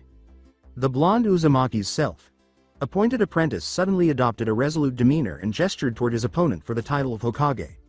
"I'm way stronger than I was 2 years ago, boss. The jutsu you taught me, I have fully mastered it, and I'll show you right now." The Sarutobi quickly made the ram sign before yelling, "Sexy technique." The young, boisterous boy disappeared, and in its place was a stunning woman who flashed Naruto a seductive smile while exposing her curves in a koi pose. She was completely nude, with only a few clouds of mist covering her most intimate parts. The rest of the group was not immune to the jutsu. Moegi and Sakura appeared deeply outraged at the blatant display of flesh, while Udon's face turned beet red. Naruto's reaction was the only one that appeared unusual. He didn't appear agitated, proud, or flustered. He was merely grinning subtly, as a teacher might after seeing a pupil attempt to finish a challenging exercise that he had been working on for a while. Sakura, who was gazing at her teammate in wonder, was aware of this. Whoa, no obscene comments, no blush. He has a face now. Really, he wasn't merely acting. He truly matured. Happy and a little relieved to see Naruto's development for herself, she thought. With a disappointed expression, Konohamaru dispelled his jutsu. He had hoped to win over his model and rival, but it didn't seem to have any effect on him. "You know, Konohamaru. Naruto began, you shouldn't use such a childish jutsu anymore. The boy raised his head to look into his idol's eyes as the Uzumaki placed his hands on his unofficial pupils. Showing off everything like that is pointless. The true way to hypnotize your target with your sex appeal is, instead, to tease, showing off just a bit, while concealing the rest. Make him want to see more, make him squirm, make him wonder. His mind will be in turmoil, he'll be too focused on trying to divine. Sakura's fists were clenched, a dark aura was beginning to envelop her, and a vein on her forehead pulsed dangerously. Naruto would have noticed it if he hadn't been so preoccupied with his lesson on how to make the most of feminine charms. Mature my ass, he remains the same twisted fool, Cha. Sakura became an expert in medical ninjutsu after years of training under Tsunade. She had picked it up quickly due to her excellent chakra control, and she quickly became an expert in the healing art. But the Pinkette had mastered the use of the Slug Princess's monstrous strength, which was also well known. She was on the verge of demonstrating her skill to her teammate. She quickly threw her fist in his face, cocking it back. Sakura practiced her speed in addition to her strength. If you couldn't even brush your opponent, it didn't matter if you could blow down walls with a single blow. The Haruno had already fixed her gaze on the spot she assumed Naruto would land after her punch introduced him to the clouds, fully anticipating the satisfying sensation of her fist striking flesh and skull. To her surprise, all she hit was air. She looked in the direction where Naruto had been and saw that he was, in fact, no longer there. Standing behind her, he had a startled yet impressed expression on his face because his friend had nearly run him into the ground. Wow, Sakura. Chan, that was close. I could feel the chakra concentrated in your fist, and let me tell you, I wouldn't have liked getting hit by that. The brunette replied with a nervous chuckle. The doctor was in awe. To get better at taijutsu, she had sparred Lee quite a few times. She was pleased with her progress in this area, which enhanced the effectiveness of her amazing strength. She'd been happy to observe in their last fight that the spandex-clad shinobi was still too quick for her to hit, but it took him a lot more work to avoid her blows. In addition to avoiding her attack with ease, Naruto was able to move behind her just now, putting him in a position to quickly finish her if he so desired. She didn't even notice the blonde's movement during all of that. Naruto moved very quickly. Furthermore, judging by the stunned expressions on the faces of the Konohamaru Corps, they had also seen it and were just as, if not more, impressed by the speed of their model than Sakura. The grandson of Sandame demanded, "Boss, that was so cool, teach that to us, instead." As he playfully ruffled the Sarutobi's hair, Naruto said, "Sorry, Konohamaru, but I gotta go. Tsunade. Ba. Chan is waiting for me." The boy pouted like a child. "Alright, but you'll definitely train us some other time." The Uzumaki gave a nod. "It's a deal, squirt." After saying goodbye to the two older ninja, the Konohamaru Corps took off, presumably in the middle of a D-rank mission. Sakura and Naruto then continued walking in the direction of the Hokage Tower, sharing tales and anecdotes about their time spent training under the two devoted Sannin. "Finally, you really took your sweet time, Gaki." Even though Tsunade was irritated by Naruto's tardiness, it was clear that she was glad to see him. The blonde in question was wearing her arms folded across her impressive chest in a stern pose, but the gentle smile on her face overshadowed the effect. The Uzumaki bowed before his Hokage right away, looking a little sheepish. "I am deeply sorry, Tsunade. Sama. I will abide by whatever punishment you see fit for my lateness." The Godime's jaw almost hit the ground, and her eyes almost burst from their orbits. Before turning back to Naruto, who was standing in front of her with the same face as his master, she glanced at Jiraiya, who was wearing an expression devoid of emotion. "I was informed by Jiraiya that the Gaki had grown up, but this is excessive." Then Tsunade saw that the two shinobi with spiky hair were twitching slightly at the corners. After a quick glance at one another, they turned to see Slug Sannin's stunned expression. The twitching became more intense. The dam broke when Jiraiya couldn't stop a snort from escaping his throat. The Toad Sage burst out laughing, as did his apprentice. "Tsunade. Ba. Chan. Your face, it was priceless," Naruto laughed as he managed to say. Tsunade was about to blow up. You little shit. I haven't seen you in 2 years, and not only are you fucking late, but you also made me believe for a second that this pervert taught you some manners, and stop calling me that." After his laughter subsided, the Uzumaki apologized, saying, "Sorry, Ba. Chan, but it was too tempting. It's been a long time since I've done a prank." Tsunade cast an accusing glance at her teammate, who continued to smile foolishly. "Mature, my ass. At least I hope he is as strong as you said he was, Jiraiya." The Toad Sage shot back, "Don't worry about that, Haim. Naruto is fully capable of defending himself." Still suspicious, she said, "We'll see about that."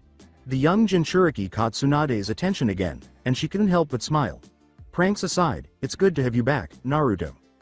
The blonde Uzumaki's smile widened at this simple sentence. Although it wasn't as great as it once was, his old fear of being alone and never being needed or acknowledged still existed. It really moved him to hear someone he thought of his family say that having him back made them happy. Yeah, it's good to be home. Although she couldn't always afford to display it as Hokage. Tsunade's eyes, which were still fixed on Naruto, briefly glowed with warm affection. She felt this way about all of her shinobi, but especially about the young blonde. She couldn't allow her adversaries, both inside and outside Konoha's walls, to believe that she was too weak to govern the village because she was the head of one of the most potent military organizations in the world. However, she let it come out for a moment to express her happiness at seeing herself, appointed grandson again. But they still had a lot to talk about. She put on her business hat once more and clapped her hand to return to her Hokage persona. She eyed her second apprentice and said, "All right. Jiraiya already gave me a somewhat detailed report, since you took your time to come here. I am aware of the accident." Since entering Tsunade's office with Naruto, Sakura had remained silent because the Pinkette was aware of their close relationship and didn't want to disturb them. She stared at Naruto's stomach after saying, "And of everything we learned from it, as well as your special condition with our newest friend. Well, if Ero Sennin already debriefed you, I don't have much to add. I am not very good with reports, ya know," Uzumaki replied. "We still have some things to discuss. First off, I want to see your progress for myself, and I also would like to see how far Sakura's training has taken her," replied the Godem. "And there is no better way to do that than a fight." Naruto yelled, "Wait, so you will make me fight Sakura? Chan?" Despite her silence, Sakura's disapproval of the idea was evident. Tsunade smiled. "Nope. You will fight together against one of our strongest shinobi. He should have been here already, but it seems that he is even more late than you." "Even more late? You mean?" Before the slug Sanin could verify Naruto's suspicions, a fresh voice emerged from the open window behind Jiraiya. "Ma, it seems that you took after me more than I thought, Naruto." The two medics were taken aback when the blonde smiled and flitted outside before resurfacing in front of a silver-haired shinobi who was reading an erotic book informally next to the window of the Hokage's office. His one visible eye shifted languidly from his priceless novel to his student as he said, "Yo." Naruto exclaimed, "Kakashi Sensei, it's been a while," with excitement. Before noticing the blonde's new attire, the Jonin nodded. "Well, you certainly look like him now." The blonde shot back, "My rugged good looks have to come from somewhere, ya know." The infamous upturned U appeared in Kakashi's eye after it had widened, suggesting that the copy ninja was grinning beneath his mask. "So, you know?" Naruto gave a nod. The Jonin sighed, a hint of the regrets Kakashi was putting on himself showing through his slack expression. "I should probably apologize, then. I was his student and I knew about." "Don't, sensei." Naruto cut him off. "I know I was kept in the dark for my safety. And the past is the past. I won't forget, but I can forgive. We both know what happens if somebody isn't able to move on." The Jonin was worried, too, even though he knew his student was referring to Sasuke. He became an Anbu operator because of his grief over the death of his own teammates. He nearly lost his humanity more than his life, and Kakashi only found some light in his life after the Sandaime forcibly removed him and gave him the position of Jonin sensei. The shinobi with the silver hair remarked, "You have grown, Naruto. I'm proud. And I also know that he is proud. And I'm grateful, too, that you don't hold anything against me." As he rubbed the back of his head, the blonde Jinchuriki appeared somewhat embarrassed before responding, "Well, I'm still going to kick your ass, Kakashi Sensei. Believe it." The copy ninja returned the eye. "Smile. We'll see about that." They returned to the Hokage's office, where Sakura welcomed Kakashi with open arms, and Tsunade continued where she had left off prior to the Jonin's arrival. "As I was saying, Sakura and you, Naruto, will fight against Kakashi, so I can assess your skill. After that, you three will be back together as a team." Sakura was beaming as Naruto cheered.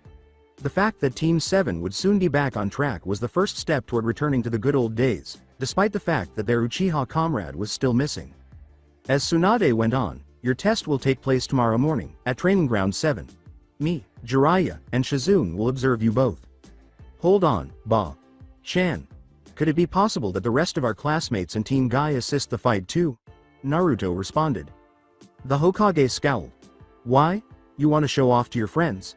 This is about evaluating you, Gaki. Not for you to brag in front of everyone. I know. But it's very important, Naruto. So soon? I thought you wanted to wait for a bit before. The blonde looked at his godfather resolutely and said, yes, Arrow. Sennin. He put a hand on Tsunade's stomach and turned back to face him, his resolve unwavering. I want to tell them. Once more, Tsunade's eyes nearly popped out. Are you sure? I know it is a sensitive subject to you, but... Yes, I'm sure. Soon enough, I'll have to fight the Akatsuki. I know that I can't do it alone. I will need my friends by my side. And I won't let them fight without knowing why they're truly risking their lives. So that's why I'd like them to be here tomorrow. I want to show them that I am in control. And having you, Arrow, Sennin and Kakashi Sensei around would make it easier. He would not move, and the Godem knew it. The Uzumaki were the most obstinate and irascible people you would ever encounter, and he was one of them. His motivations were also admirable. Without being aware of his tenant, Naruto did not want his friends to defend him, and since he now had some degree of control over the Kyuubi's power, he was obligated to use it, and eventually his Jinchuriki status would be known. Naruto was better off telling his friends about it himself. Fine. I'll send a word to Kurenai, Asuma and Guy. Naruto grinned back. Thanks, Ba-chan. He could feel his teammates' bewilderment, and Sakura did indeed appear confused. I'll explain everything tomorrow, Sakura-chan. I'd rather do it only once. A dark-haired kunoichi wearing a plain black and white kimono was carrying a stack of papers when the office door abruptly opened. A pig in a dark red jacket with a pearl collar trailed behind her. Then she saw the other person in the room, especially the blonde with the whiskers, and said, Tsunade. Sama, I found what you wanted. Naruto.kun. You finally arrived. Shizune.ne-chan, were the joyful greetings from the Uzumaki. Tsunade took a document from the stack Shizune had brought in and set it on her desk for the Uzumaki to read. Great. That was the second thing I wanted to talk about with you, Naruto. What you are reading now is an account of the possession of one Uzumaki Kushina. Besides the more mundane items, it includes several sealing scrolls, a sword, and a good amount of money, worth several years of a jonin salary. And now, it's yours. Naruto gazed at the paper in awe, as if it were a relic of some kind. It's my. Tsunade gave a nod. Yes, this is your inheritance. A solitary tear trickled down the blonde's cheek. Knowing that you had parents when you were an orphan was one thing, but having a physical connection to them other than blood was quite another. Thank you. Tsunade. Ba-chan, Shizune.ne-chan. Thank you so much. It was uncommon to witness Naruto in such a state of emotion. Tsunade had to hold back from getting up to give the blonde a hug. Shizune didn't feel that way. Taunton even gave the Uzumaki's feet a loving prod. Jiraiya, Sakura, and Kakashi contented themselves with a reassuring hand on his back or shoulder. The Toad Sage said, oh, and I have something for you too. And his apprentice gave him an interested and eager look. Well, it's more like a proposition. I know that you have your own apartment, but I have my own, too, and it's pretty big. Way too big for me, actually. You already had to put up with me for the last 2 years and a half, but if you want, you could move in with me. Naruto was beginning to believe that he was having hallucinations. Someone wanted him to live with his late mother's possessions after first offering them to him? I would love to, Arrow. Sennin. Jiraiya ruffled his godson's hair and smiled. At last, he could put Naruto right, as it ought to have been from the start. He hoped Kushina would give him a head start before attempting to neuter him, and that Minato would pardon him in the afterlife. An uncontrollable smile spread across Tsunade's face. Naruto was the one who genuinely deserved to be happy and to have a family. She was also happy to be a member of this family. If it meant becoming a grandmother, that is. However, she was never going to acknowledge it. To get the attention of those in her office, she clapped her hand once more and said, all right. The blonde nodded and gave her the thumbs up. You can go, Naruto. You have the rest of the day to do whatever you want, but I want you at the training ground at 8 sharp. Got it? She asked. Then the Hokage's gaze shifted to the copy ninja. The silver-haired ninja swallowed and then nodded. And you as well, Kakashi. 8 a.m. Sharp. Or I swear I'll make you eat your mask. Is that clear? Good. Then you are all dismissed. And Naruto, do not worry about Kushina's stuff. I'll have it delivered at Jiraiya's later today. He yelled, awesome, thanks, Ba-chan, before leaping onto the windowsill and then the closest roof. And now, to Ichiraku. Sannin both started to perspire. You didn't even told him where your apartment was." After letting out a sigh, Jiraiya laughed. "Oh, don't worry about that. It's comforting to see that, despite his growth, Naruto can still be a child sometimes. He knows that he won't have much time for that in the future. He just wants to make the most of the little of his childhood he has left, before becoming an adult." Tsunade nodded in silence, but her worry was still palpable. Will he be alright? "Oh, I think he will. He has his friends, and he has the Kyuubi. If I learned one thing about the fox during this trip, it's that he hates Madara more than he hates Naruto. As long as it stays like that, I'm not worried about Argaki. He learned just as much from the Biju as he did from me." "That's good to know," she said, "because I have a nagging feeling that things are about to go south pretty soon." Omake. Grandma confrontation. Both Naruto and Hinata were unaware that two other individuals were in the cemetery with them. Well, they were people once. They were spirits now. Specifically, the ghosts of Hyuga Hitomi and Uzumaki Kushina. And as they watched their kids talk, they were squealing like schoolgirls. "They look adorable together," exclaimed Hitomi. "I know, right? Too bad, we will never be able to play matchmaker and spoil our future grandchildren," sighed Kushina. "Tell me about it. They would have adored me." A brow was raised by the redhead. "Huh. They would have adored me. I mean, come on, we Uzumaki know how to have fun, ya know. Not like you're stuck up clan of tight asses." "Excuse me.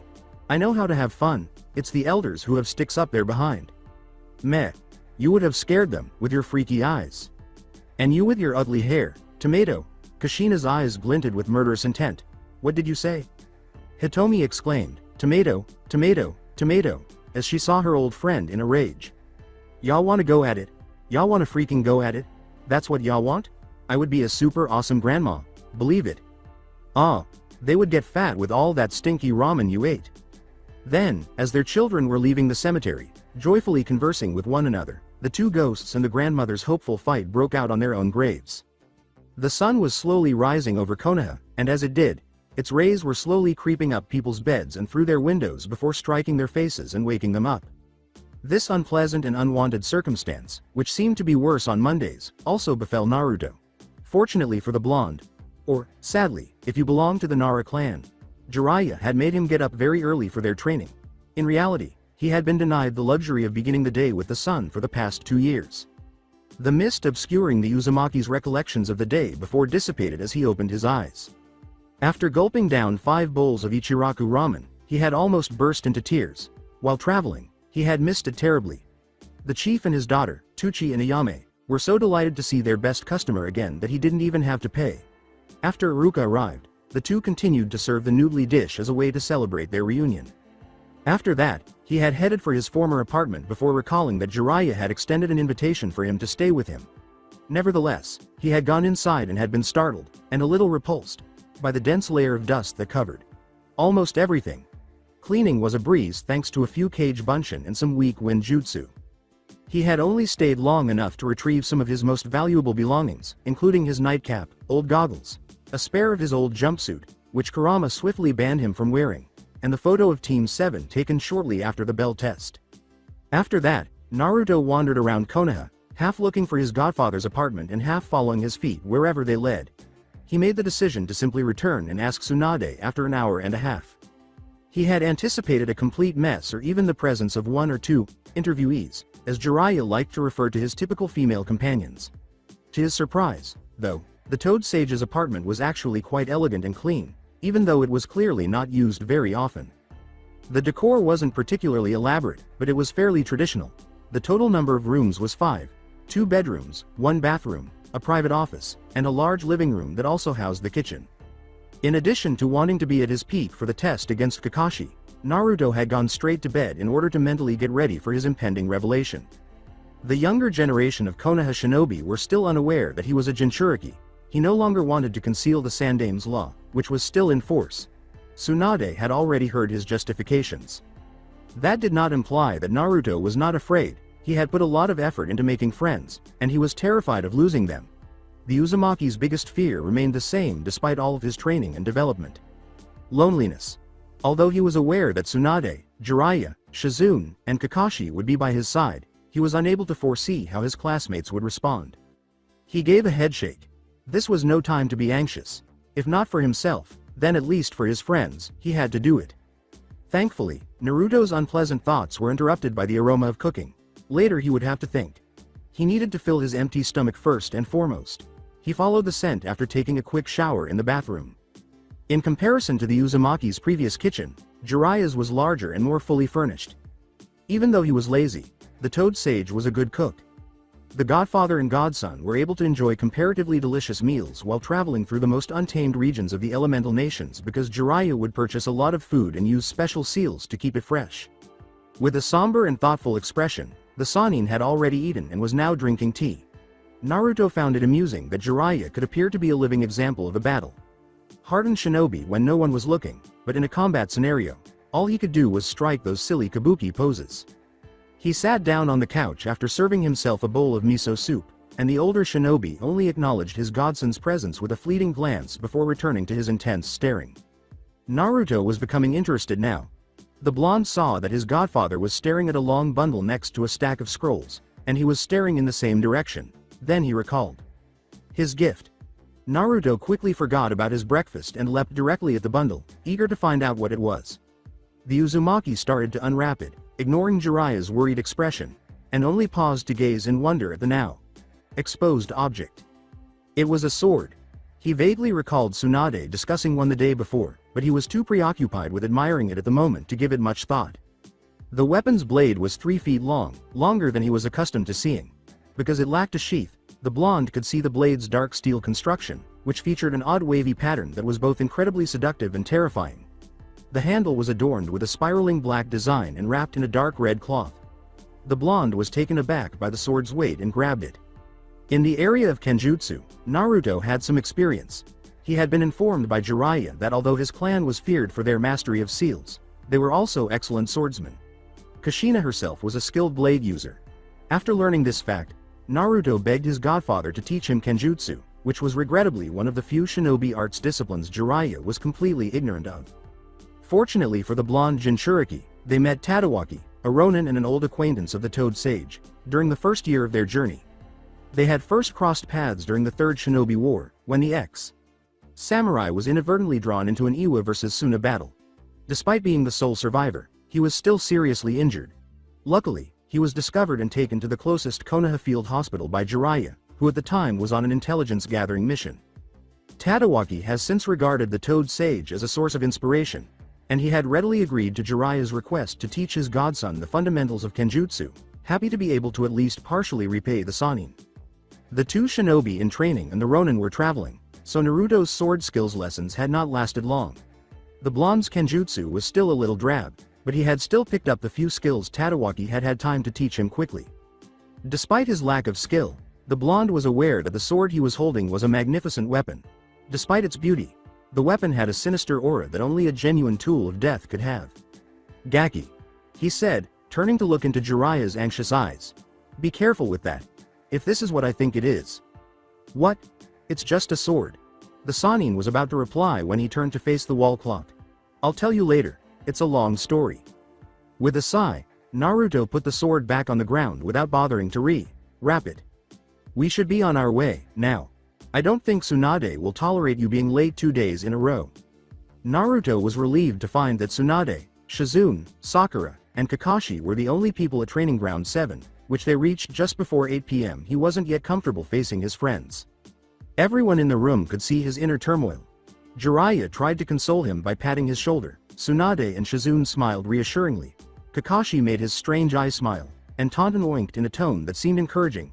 It was difficult to tell because the pig could only be understood by the Hokage and her assistant. No one made a sound except Taunton. The two Sannin and the two Jonin could see that the blonde needed his brief period of time before the three teams arrived. This atmosphere did not sit well with Sakura. She realized that Naruto was going to divulge a very significant aspect of himself, which the 4 more senior shinobi appeared to already be aware of. In order to avoid upsetting her teammate, she also kept quiet, but she was beginning to feel the tension and anticipation in the air. The other ninja from Sakura's and Naruto's generation finally showed up after 5 minutes of tense silence. Kurenai, Asuma, and Guy appeared unusually tense, the pinkhead observed. It appeared that the Uzumaki was going to say something significant. The shouted greetings of a certain spandex-clad shinobi startled her out of her reverie. Lee took his signature fighting without waiting for the Uzumaki to respond. Naruto-kun, I think I speak for all of us when I say that having you back in Konoha brings joy to my heart, Lee said. Ever since the Chunin exams, I have wanted to fight against you. I am sure that your training under Asanin has made the youthful flames of your spirit burn even more. Naruto said clumsily, huh. Nice to see you too, Lee. I'd like to spar with you too, but... The wild shinobi of Team Kurenai yelled, Oi, Lee. You're not the only one who wants to fight against the knucklehead. Step in line. While Akamaru, who, in the blonde's opinion, now more closely resembled a bear than a dog, happy, barked in greeting, Kiba playfully nudged Naruto's ribs. It's been a while, Naruto. I hope you've gotten stronger, because I have, and I still have to pay you back for that fart during the exams. One by one, and with a little more tact, the others greeted Naruto after Kiba and Lee. Despite their best efforts to conceal it, the more astute members of the group, Shikamaru, Neji, Shino, and Hinata, had observed, as Sakura had previously, that the older and blonde ninja's stances were tense. It was especially clear with Naruto, who appeared preoccupied with something that was clearly upsetting him. Every time he returned a greeting, he appeared aloof, as though he was terrified that if he moved suddenly, they would attack him like a savage dog. Particularly Shikamaru was beginning to suspect something. Asuma hadn't spoken much to his team prior to their arrival at the training ground, but the Nara heir could tell by the way he had gazed at the new Ino. Shika. Sho. However, Naruto was gradually becoming anxious. The fact that his old friends were so delighted to see him again in Konoha only increased his anxiety that they would reject him once they found out about his furry tenant. He glanced at Tsunade and managed to escape another of Lee's childish embraces. When the busty Hokage saw her favorite genin in a difficult situation, she clapped her hands to draw the attention of all the shinobi. Everybody, I would like first to thank you all for coming on such a short notice. However, it was not on my demand, but Naruto's, that you are all here this morning. He has something important to reveal to you all. Naruto whispered, thanks, Ba-chan, and then he turned to his fellows. Everyone had fallen silent and was staring at the blonde with curiosity, apprehension, or expectancy. The blonde began, so, as Ba-chan said, thanks for coming guys. I won't be beating around the bush. You all know that there's a group of Nukenin called the Akatsuki out there, and that they are all extremely powerful. All of them nodded, perplexed as to why Naruto felt the need to remind them. Jiraiya and Tsunade both agreed that it was safer to alert the lower-ranked ninja about the criminal organization and to give the order to immediately leave the area in the event of an encounter, following the break.in by Uchiha Itachi and Hoshigaki Kisame to seize the village soon after the conclusion of the Oto and Suna invasion. In Konoha, aside from the two Sannin and possibly Kakashi and Guy, no shinobi were powerful enough to defeat an Akatsuki member by themselves. Following their crushing defeat by the monstrous swordsman and the renegade Uchiha, Asuma and Kurenai had done the same with their genin squad. Naruto went on, what you don't know, is what they are after. The Akatsuki wants to capture the 9 Biju. Do you know what they are? Not what, you monkey without hair. Who? Kurama snarled from Naruto's mind, even though we have animal forms, we still have the ability to think and feel, even more so than humans if you ask me, and as such, deserve to be regarded as conscious beings. Yes, I apologize for offending you. Now is not the time, Uzumaki shot back. Tenten said, Biju? Wasn't the Kyuubi one, or something? Yes, the foxes won them. And that's why 2 members of the Akatsuki infiltrated Konoha. In order to retrieve it, stated Naruto. Wait a minute. Kiba yelled. Why would they try to capture a monster that doesn't exist anymore? The Undaime Hokage killed it. Naruto was definitely nervous now if he wasn't already. This is it. No, he didn't. The young shinobi either gasped, yelled, or merely looked incredulously. Jiraiya stepped to his godson's side and calmed them down, explaining everything. A Biju can't be killed. They are beings made of chakra, and as such, even if they are physically defeated, they will eventually reform themselves after a certain amount of time, usually a decade. Shikamaru's emotions continued to deteriorate. He was beginning to see the direction of this. If he was correct, it was too difficult to consider. But then, how did the Yondaime defeat the Kyuubi? Asked he. The Toad Sage looked at his apprentice and took a step back when he nodded. Naruto had to do this by himself, despite his knowledge of how challenging it would be. He sealed it away. The Nara's gaze expanded, he was correct. Then, you. The blonde gave a nod. That's what you meant, back then, in the hospital. One more nod. Naruto was aware that Shikamaru was referring to the day they wanted to see Lee after he had lost to Gaara. when they had confronted the Suna Jinchuriki just before he finished the taijutsu user, when they had learned of his terrible past, when he claimed to be a monster, and when Naruto had responded that he actually had a true one inside of him. Kiba, whose patience was wearing thin, yelled, "Oi! Stop talking with half sentences. What do you mean, he was sealed?" He sensed that something significant was happening, despite the fact that he was not as aware as his teammates. And he was curious as to what. "I mean exactly what I said. The Kyuubi was sealed by the Yondaime," replied Naruto. "Now, do you guys know what a Jinchuriki is?" The blonde continued his explanation after noticing that everyone was shaking their heads, with the exception of Shikamaru, who was still processing what he had just learned. A Jinchuriki is a person, inside of whom a Biju has been sealed. Sakura, Hinata, Neji, and even Shino, though it was difficult to see, responded to him this time. When the girls finally realized what Naruto was trying to tell them, they gasped. After his battle with the Uzumaki in the Chunin exam finals, Neji had been troubled by something that he had finally come to terms with. The red and evil chakra he had used to forcefully reopen his Tenketsu. Like the Hyuga prodigy, Shino had frequently questioned why Naruto had always exuded such a malevolent aura. His Kakaichu had noticed it during their academy days, even though it was hardly noticeable. Because the insects that the Aburame clan valued were intelligent sensors, Shino and his friends were frequently assigned to tracking teams. Naruto-kun, Lee said, putting up his hand to get Naruto's attention, "Do you mean that Yondaime Sama sealed the Kyuubi inside someone?" Naruto affirmed, "Yes." He grabbed his shirt and lifted it to reveal his bare stomach to his friends, adding, "And this someone was me." The blonde used a small amount of chakra to make the 8 trigrams seal, the mark that had afflicted him throughout his life, appear on his skin. The training ground was silent. The Konoha 11 were either considering Naruto's revelation or were at a loss for words. The two Sannin and the Jonin were anticipating their response and hoped they wouldn't turn the Uzumaki away. To conceal how tightly he had shut his eyes, as though he was waiting for someone to hit him, Naruto himself had lowered his head. He was afraid to experience the new hatred, anger, and fear, but he was also tempted to use his negative emotions sensing. After keeping his jaw dangling perilously near the floor for 2 minutes, Kiba eventually found his voice. This is a joke, right?" Naruto answered, "No, Kiba. I am the Jinchuriki of the Kyuubi." The wild teenager questioned, Is that why the adults told us not to hang out with you when we were younger?" The blonde nodded silently in response. The Uzumaki sighed once more and lifted his head so his fellows could see his resigned but terrified eyes. "I won't hold it against you if you don't want us to stay friends.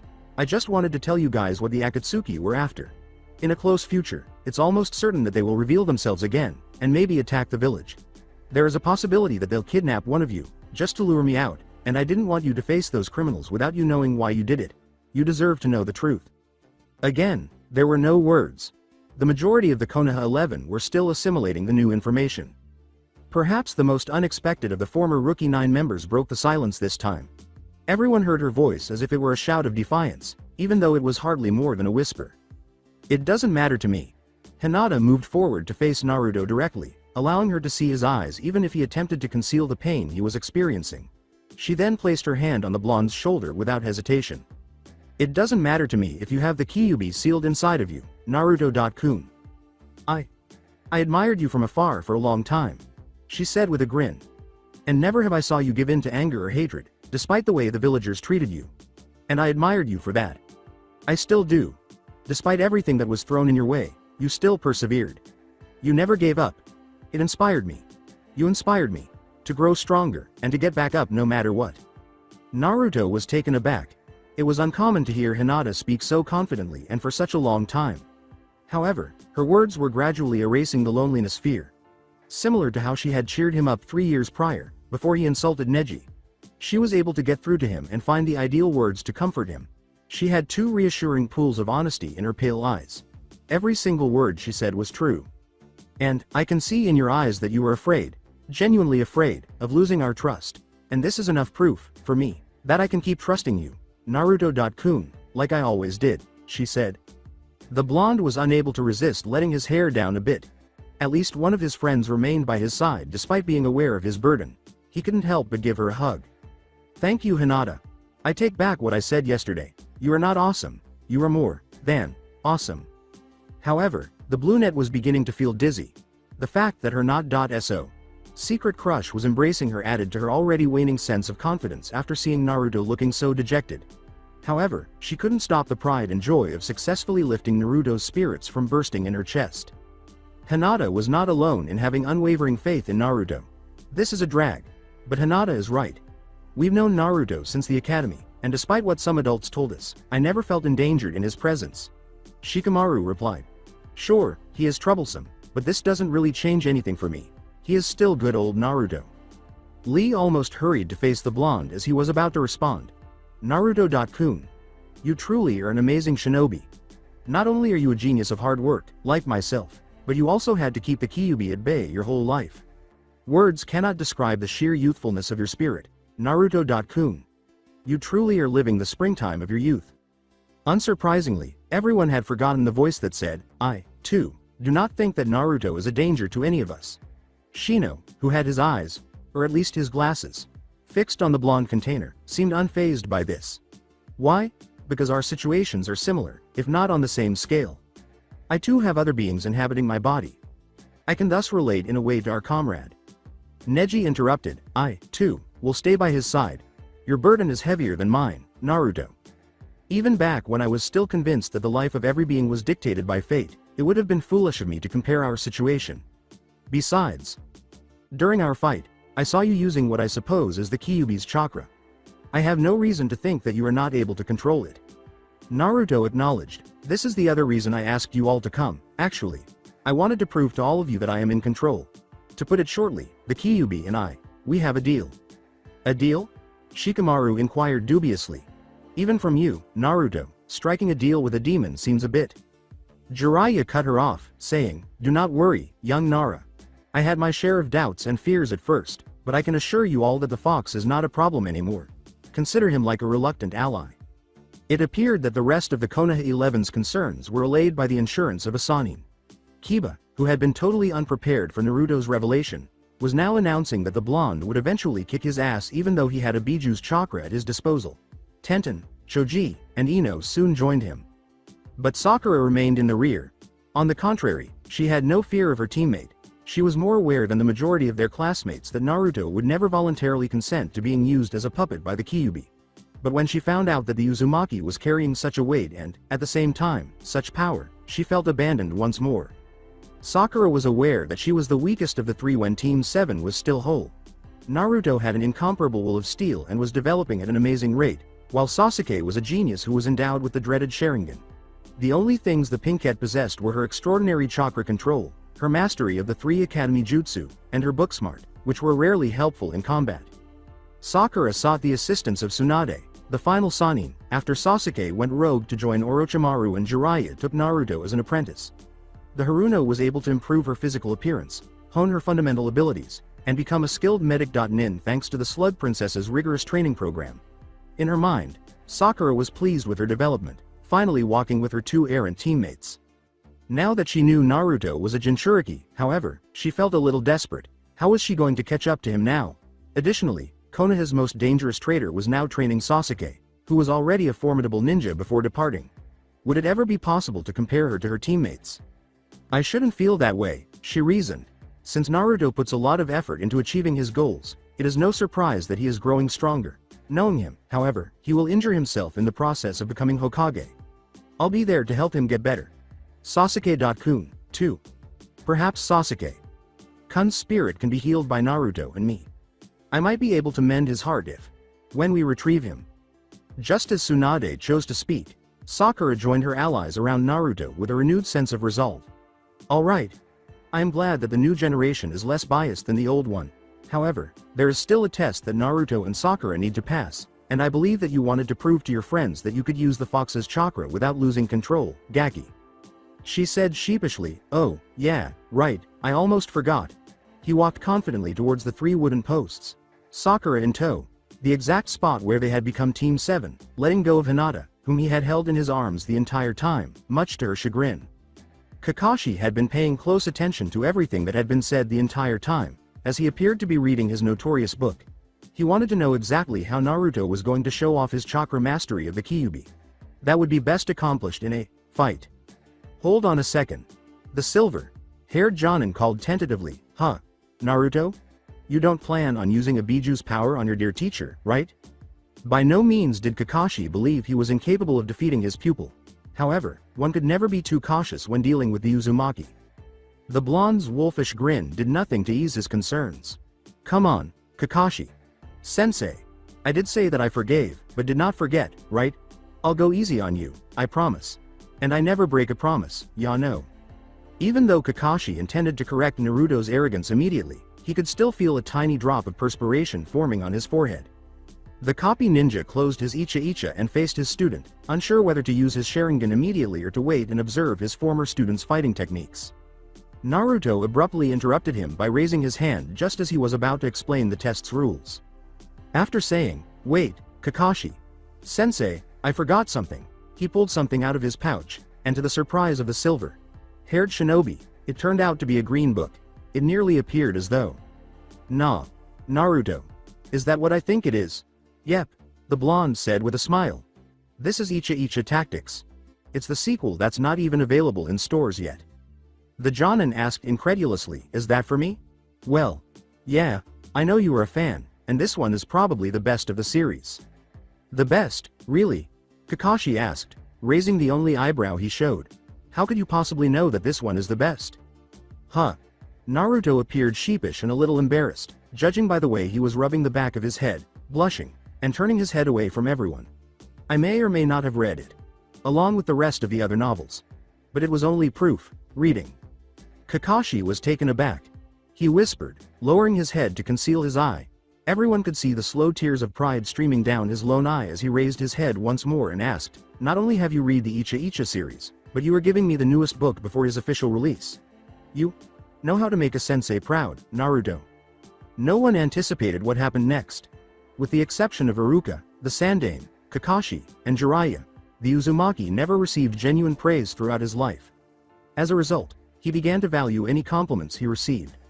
And learning that one of his most valued individuals, his first teacher, publicly expressed his pride in him, nearly brought him to tears.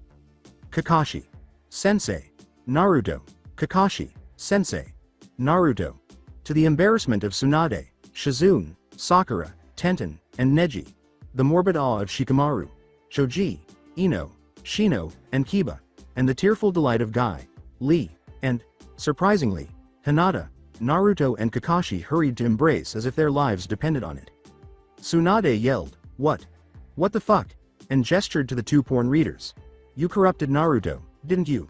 You fucking pervert. Oh, listen to me before I kill you." Jiraiya, on the other hand, was too busy watching Kakashi and his godson embrace like family to notice her. A single tear of pride trickled down his cheek at the heartwarming scene that his amazing writing abilities had allowed to unfold. Sakura, the more intimate of the two, simply could not accept that her sensei and teammate could behave in such a manner, and she was constantly attempting to escape the genjutsu she was certain she was trapped in. Tsunade yelled, "Enough of this crap," once more, aiming her murderous wrath at the two sentimental shinobi. Naruto and Kakashi looked ashamed as they broke out of their tearful reverie. They all said, "Sorry about that," together. The Godem gave a snort. "We already have two youthful freaks, we don't need more. Now get on with that freaking test." Right. Kakashi paused to compose his composed exterior, even though he could see Asuma and Kurenai pointing at him and giggling at the edge of his field of vision. "I'm never going to hear this end." Despite the Pinkette's occasional scornful glances at her teammate, Naruto and Sakura were eagerly awaiting Kakashi to begin the test. The silver-haired Jonin reached into his pouch and removed two bells that he had seen before. The two former members of Team 7 were struck with realization. "I don't think I need to explain much of what I expect from the two of you," replied Kakashi. "You know the rules. Get the bells from me. Intent to kill. All that stuff." Kakashi then made the confrontational gesture while tying the two bells to his belt. "You have until sunrise tomorrow, and the test starts now." When Naruto hurried forward, Sakura instantly dropped into her fighting stance, prepared to help. To her surprise, however, he remained motionless. With his arms folded across his chest, the blonde stood motionless, staring at Kakashi. The actions of his now favorite student also caught the copy ninja off guard. He had a totally different attitude. Everyone could see Naruto's development for themselves. His eyes were narrowed and icy blue, and his jaw was clenched, in sharp contrast to his typically silly and easygoing personality. His typical persona seemed to have been replaced by a completely different one, as though a switch had been pressed. Jiraiya grinned proudly at the shocked looks his godson was receiving. Naruto had become even more serious about his training after their mishap in the Land of Mountains. The Jinchuriki had strengthened his resolve and vowed to never back down if a fight could not be avoided, now that he understood that sometimes killing was the only way to protect what he held dear. He also discovered that it was better to watch his opponent rather than rushing headlong and attempting to overwhelm him with shadow clones. And from what he could see, Kakashi wasn't really paying attention to him or Sakura at the moment. Although his stance would allow him to move swiftly in the event of an unexpected attack, it could be much more refined. He wasn't reading his book, but he also didn't reveal his Sharingan. That wouldn't work. Naruto noticed that Sakura was growing irritated as he looked at her. Her eyes were hard and her fists were curled. She also appeared to have observed that Kakashi did not perceive them as a threat, and she did not appear to be pleased with this. Naruto swiftly threw a few shuriken at the Jonin, which only caused him to raise an eyebrow, after the blonde saw his right hand slowly moving towards the pouch where he had previously placed his newly acquired Icha. His eyes widened at what the Uzumaki did next. Shuriken Shadow Clone Technique. When Sakura saw Naruto making his move, she positioned herself to the right of the copy ninja, who was forced to flee as a handful of shuriken turned into 100. She leapt into the air and aimed for a powerful blow, giving her lethargic sensei no space to move. Cherry Blossom Impact. When it was Kakashi's turn to jump, he was happy to do so after narrowly avoiding the chakra. Laced Blow. That was because there was no longer any ground after Sakura's attack struck it. She was surrounded by 10 meters of crushed earth, with pieces of it flying everywhere. This show of strength caused the Jonin to begin to perspire heavily. I ought to take my battle with them seriously, if not, they will actually murder me. He felt his other pupil beneath him just as he was about to raise his Hite-8 up to use his Sharingan. Even though he was airborne, he would have a difficult time avoiding whatever Naruto was going to throw at him. And this eerie smile was plastered on his whiskered face once more. At that moment, Kakashi saw the blonde's hands, which formed the symbol of the tiger, or it might be. Before the Jinchuriki's fingers invaded his butt, he instantly began searching for something to permute with. Oh, shit. Naruto uttered the menacing words, Hidden Leaf Village Secret Finger Jutsu, before quickly aiming for the silver-haired shinobi's back. 1,000 years of death. The Uzumaki heard the sound of a split log's half falling to the ground, rather than the gratifying girly scream he had anticipated. Naruto looks around him, above and below, looking for Kakashi, and clacks his tongue in frustration. He pondered absently what it would look like to have 4 fingers covered in wind chakra up someone's ass while observing the destroyed target of the copy ninja's substitution technique. Kakashi was wondering the same thing, but he was sweating instead of being morbidly curious because he was concealed in a tree's foliage and had his chakra signature suppressed to avoid detection. He had instructed his pupils to approach him with the intention of killing him. He didn't like how happy they were doing it. If nothing else, this brief altercation had given him some information about Naruto and Sakura's abilities. It was clear that the Pinkette had inherited Tsunade's strength. Furthermore, it was obvious that her agility and speed were not to be taken lightly. Her keen intelligence had also improved, as evidenced by her ability to predict Kakashi's next move after evading Naruto's attack. Speaking of the blonde, the copy ninja could see that his chakra control and hand signs had significantly improved, even without his Sharingan. Furthermore, Sakura's speed was insignificant in comparison to Naruto's advancement. He didn't even perceive his movements. The blonde was either incredibly quick or an expert body flicker user. Naruto and Sakura were trying to think of a plan while Kakashi was trying to process what he had just learned. We need to catch him off guard, but how do we do that? He is probably observing us right now, stated the Pinkette. The Uzumaki promised. Sakura-chan, relax. I'll find Kakashi-sensei in no time. Concentrating, Naruto closed his eyes and concentrated on his special sense. Out of all the abilities he acquired from Kurama, the blonde had advanced the most with the negative emotion sensing. But to fully utilize it, he had to remain motionless and collect a tiny bit of his tenant's chakra. He was aware that Kakashi had been in the Anbu and was therefore very good at managing his emotions. However, it was still impossible to completely suppress them. Neji and Hinata, watching the battle from the sidelines with their Byakugan, saw that Naruto's chakra, which had been completely blue, had begun to contain tiny red spots. As that, the blue net began. It is similar to what I saw when I fought Naruto during the Chunin exams. But it is more contained. He really does have some measure of control over it, said Neji. Too preoccupied with admiring her crush's chakra, Hinata nodded absently. She was able to appreciate the blonde's radiant energy thanks to her Kekkei Genkai. Sakura appeared to be nothing more than a dying spark beside him. The Uzumaki's chakra, which was as intensely blue as a summer day's sky, was beaming as brightly as the sun. In other words, even though there were tiny red flashes all over his pathways, Naruto's chakra was stunning. Sakura was anxiously scanning her surroundings and using all of her senses to take in everything while she was back with the two tested shinobi. Relieved to have some time to consider a strategy for combating his students, Kakashi was watching the Pinkette. He had finished estimating them too low. His Sharingan was already visible when he raised his Hite.8. The red chakra in Naruto's body was visible to Kakashi thanks to his implant, even though the Uchiha's dojutsu was not as effective as the Hyuga's in terms of perception. Furthermore, if he claimed that it didn't worry him, he would be lying. And Naruto only needed this slight sense of fear to find him. The blonde had to concede that his sensei was very good at controlling himself. The Jinchuriki was so focused that he could detect the smallest feelings. The slight peak of nervosity emanating from a nearby tree was discernible even amidst Sakura's growing nervousness. The still angry Tsunade at discovering that he was taking after his sensei a bit too much, and the slight amount of lust coming from Jiraiya as he was sneaking a peek at the Godime's cleavage when he was certain she was distracted. In a sing-song voice, Naruto said, "Found you." Then he threw a kunai at the hidden Jonin, making Kakashi jump down.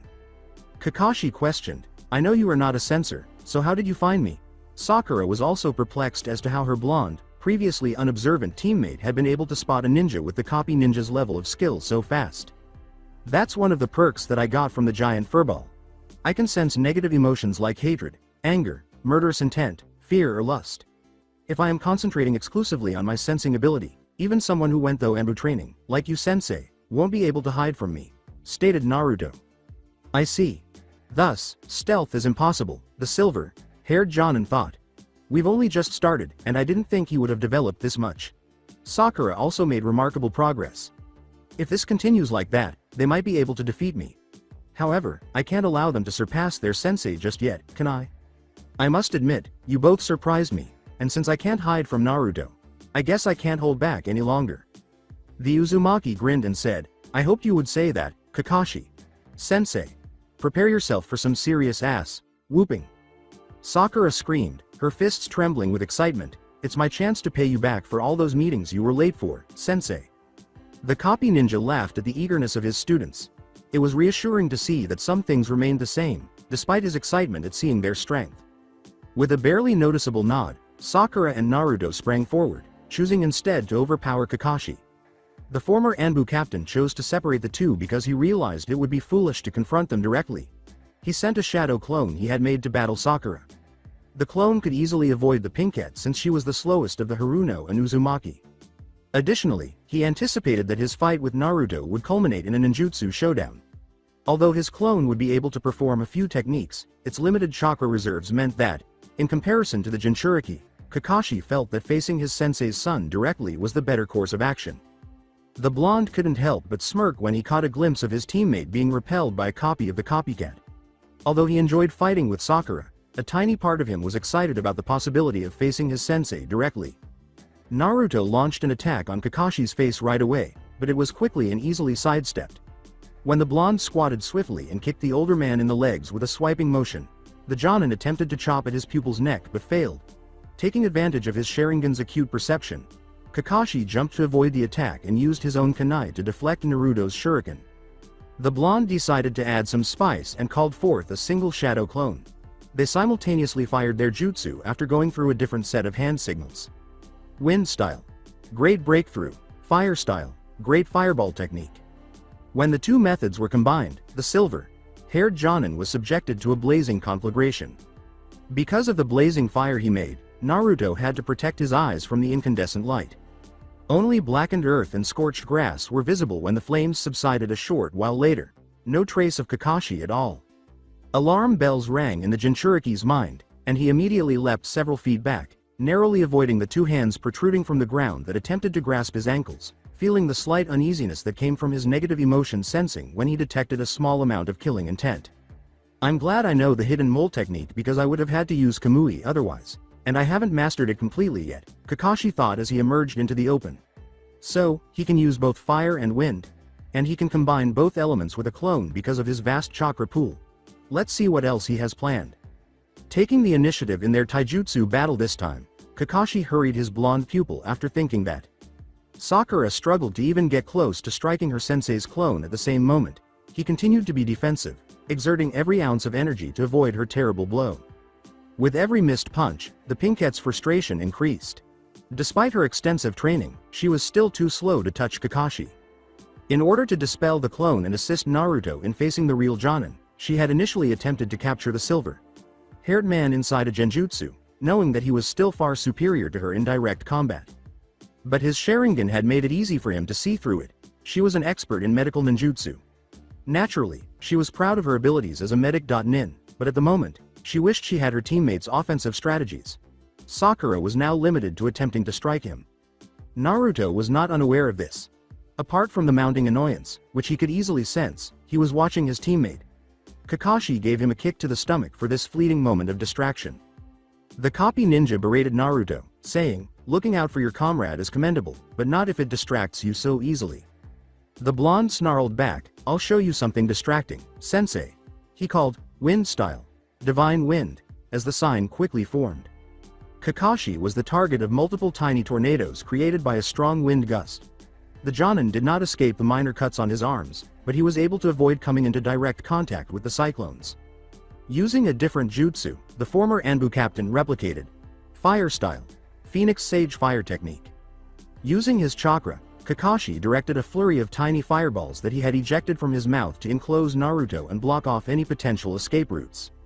But the Uzumaki chose to block rather than dodge, water style, water bullets. In order to hide from Kakashi, the blonde spat balls of condensed liquid at the flaming projectiles, forming a dense cloud of steam. Water, too.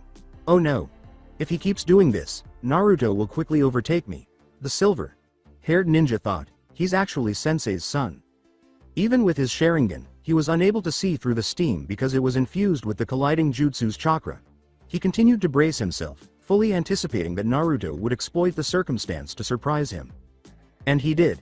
The purpose of the Jinchuriki's appearance from the steam cloud was to attack Kakashi's clone. Naruto was not going to be allowed to do as he pleased by the Hitaki. Lightning style, lightning hound. Chakra squirted around Kakashi's hand before transforming into an electrical wolf that charged at the Uzumaki with lightning. Fast speed. Naruto wouldn't have time to use a wind jutsu to counter it, and he wasn't fast enough to dodge it.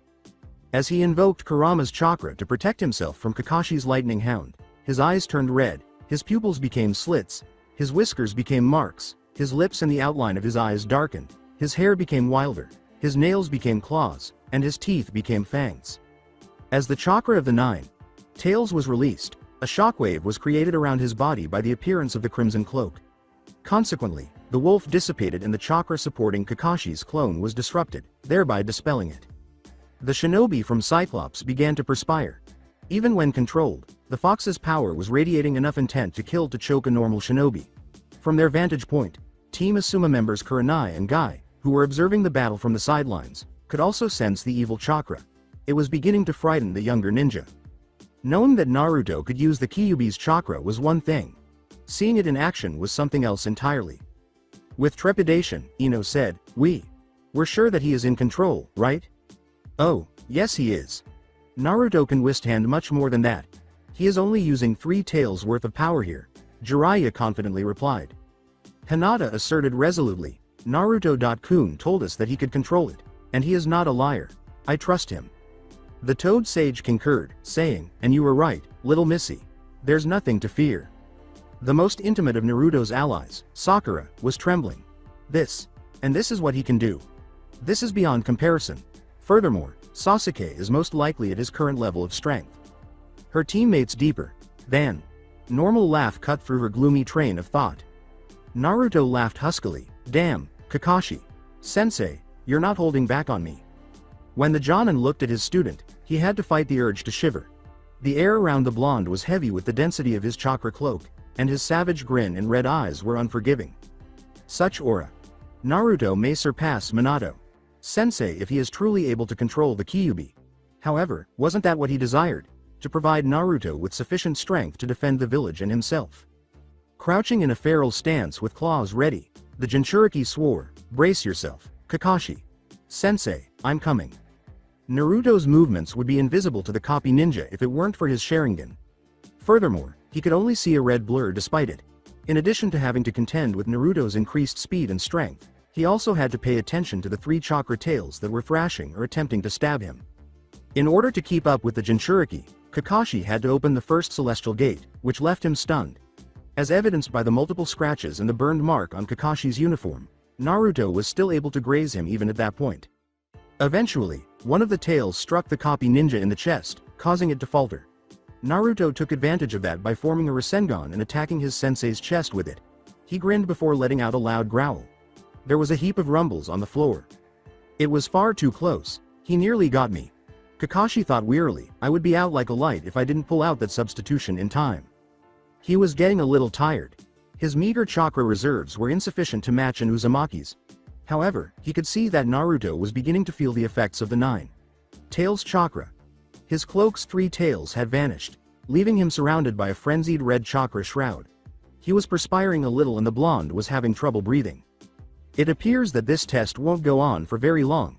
I thought they would only catch me at night, but now that Naruto has a new sense. It has only been an hour since I gave them until tomorrow to get the bells. The Jinchuriki said, almost had you there, Kakashi, sensei. He acknowledged, yes, you almost did. Your progress is astonishing, Naruto. Sensei would be proud. The blonde grinned. It felt good to hear someone who knew his father well tell him that, even though Minato himself had told him that he couldn't be happier with how he had grown up. Thanks, Kakashi. Sensei, but I have something else to show you. The blonde held his other hand over the one he was using to form the blue orb, then opened his palm as though he were making a Rasengan. This time, though, it was white rather than blue, and 4 tiny protuberances that resembled blades were wildly spinning around it. Kakashi's eyes went wide with surprise. You completed it? A toothy grin appeared on Naruto's face. Yep, that's my wind style, Rasengan.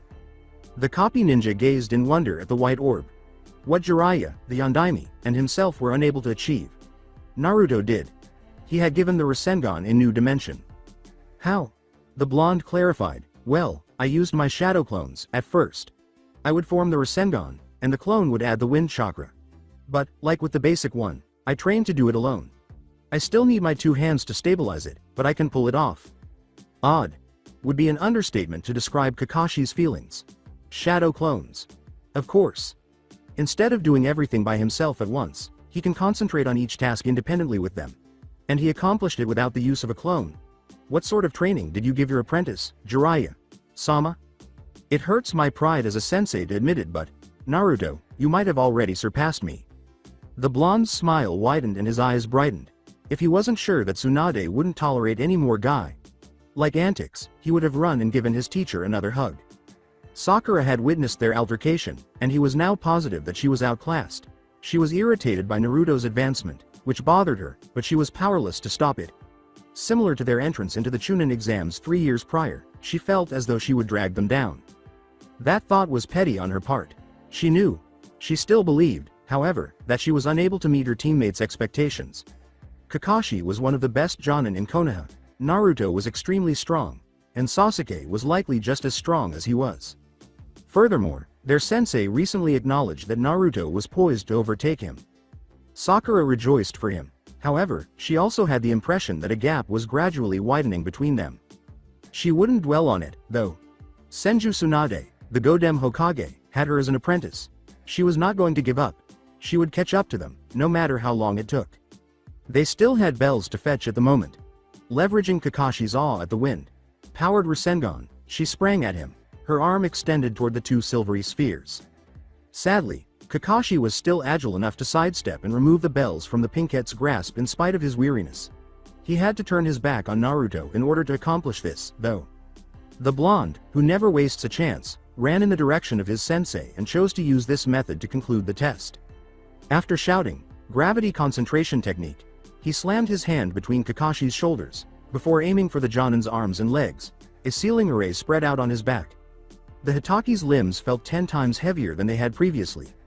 Even then, he could only stand shakily, and it took everything he had not to drop to his knees. He looked down at his body and saw the long, inky lines of kanji swirling about him as if they were tangled with him. So that's it for today. I hope you guys enjoyed it. Don't forget to like, share and subscribe to the channel for more awesome stories like this. Thank you. See you all in my next video.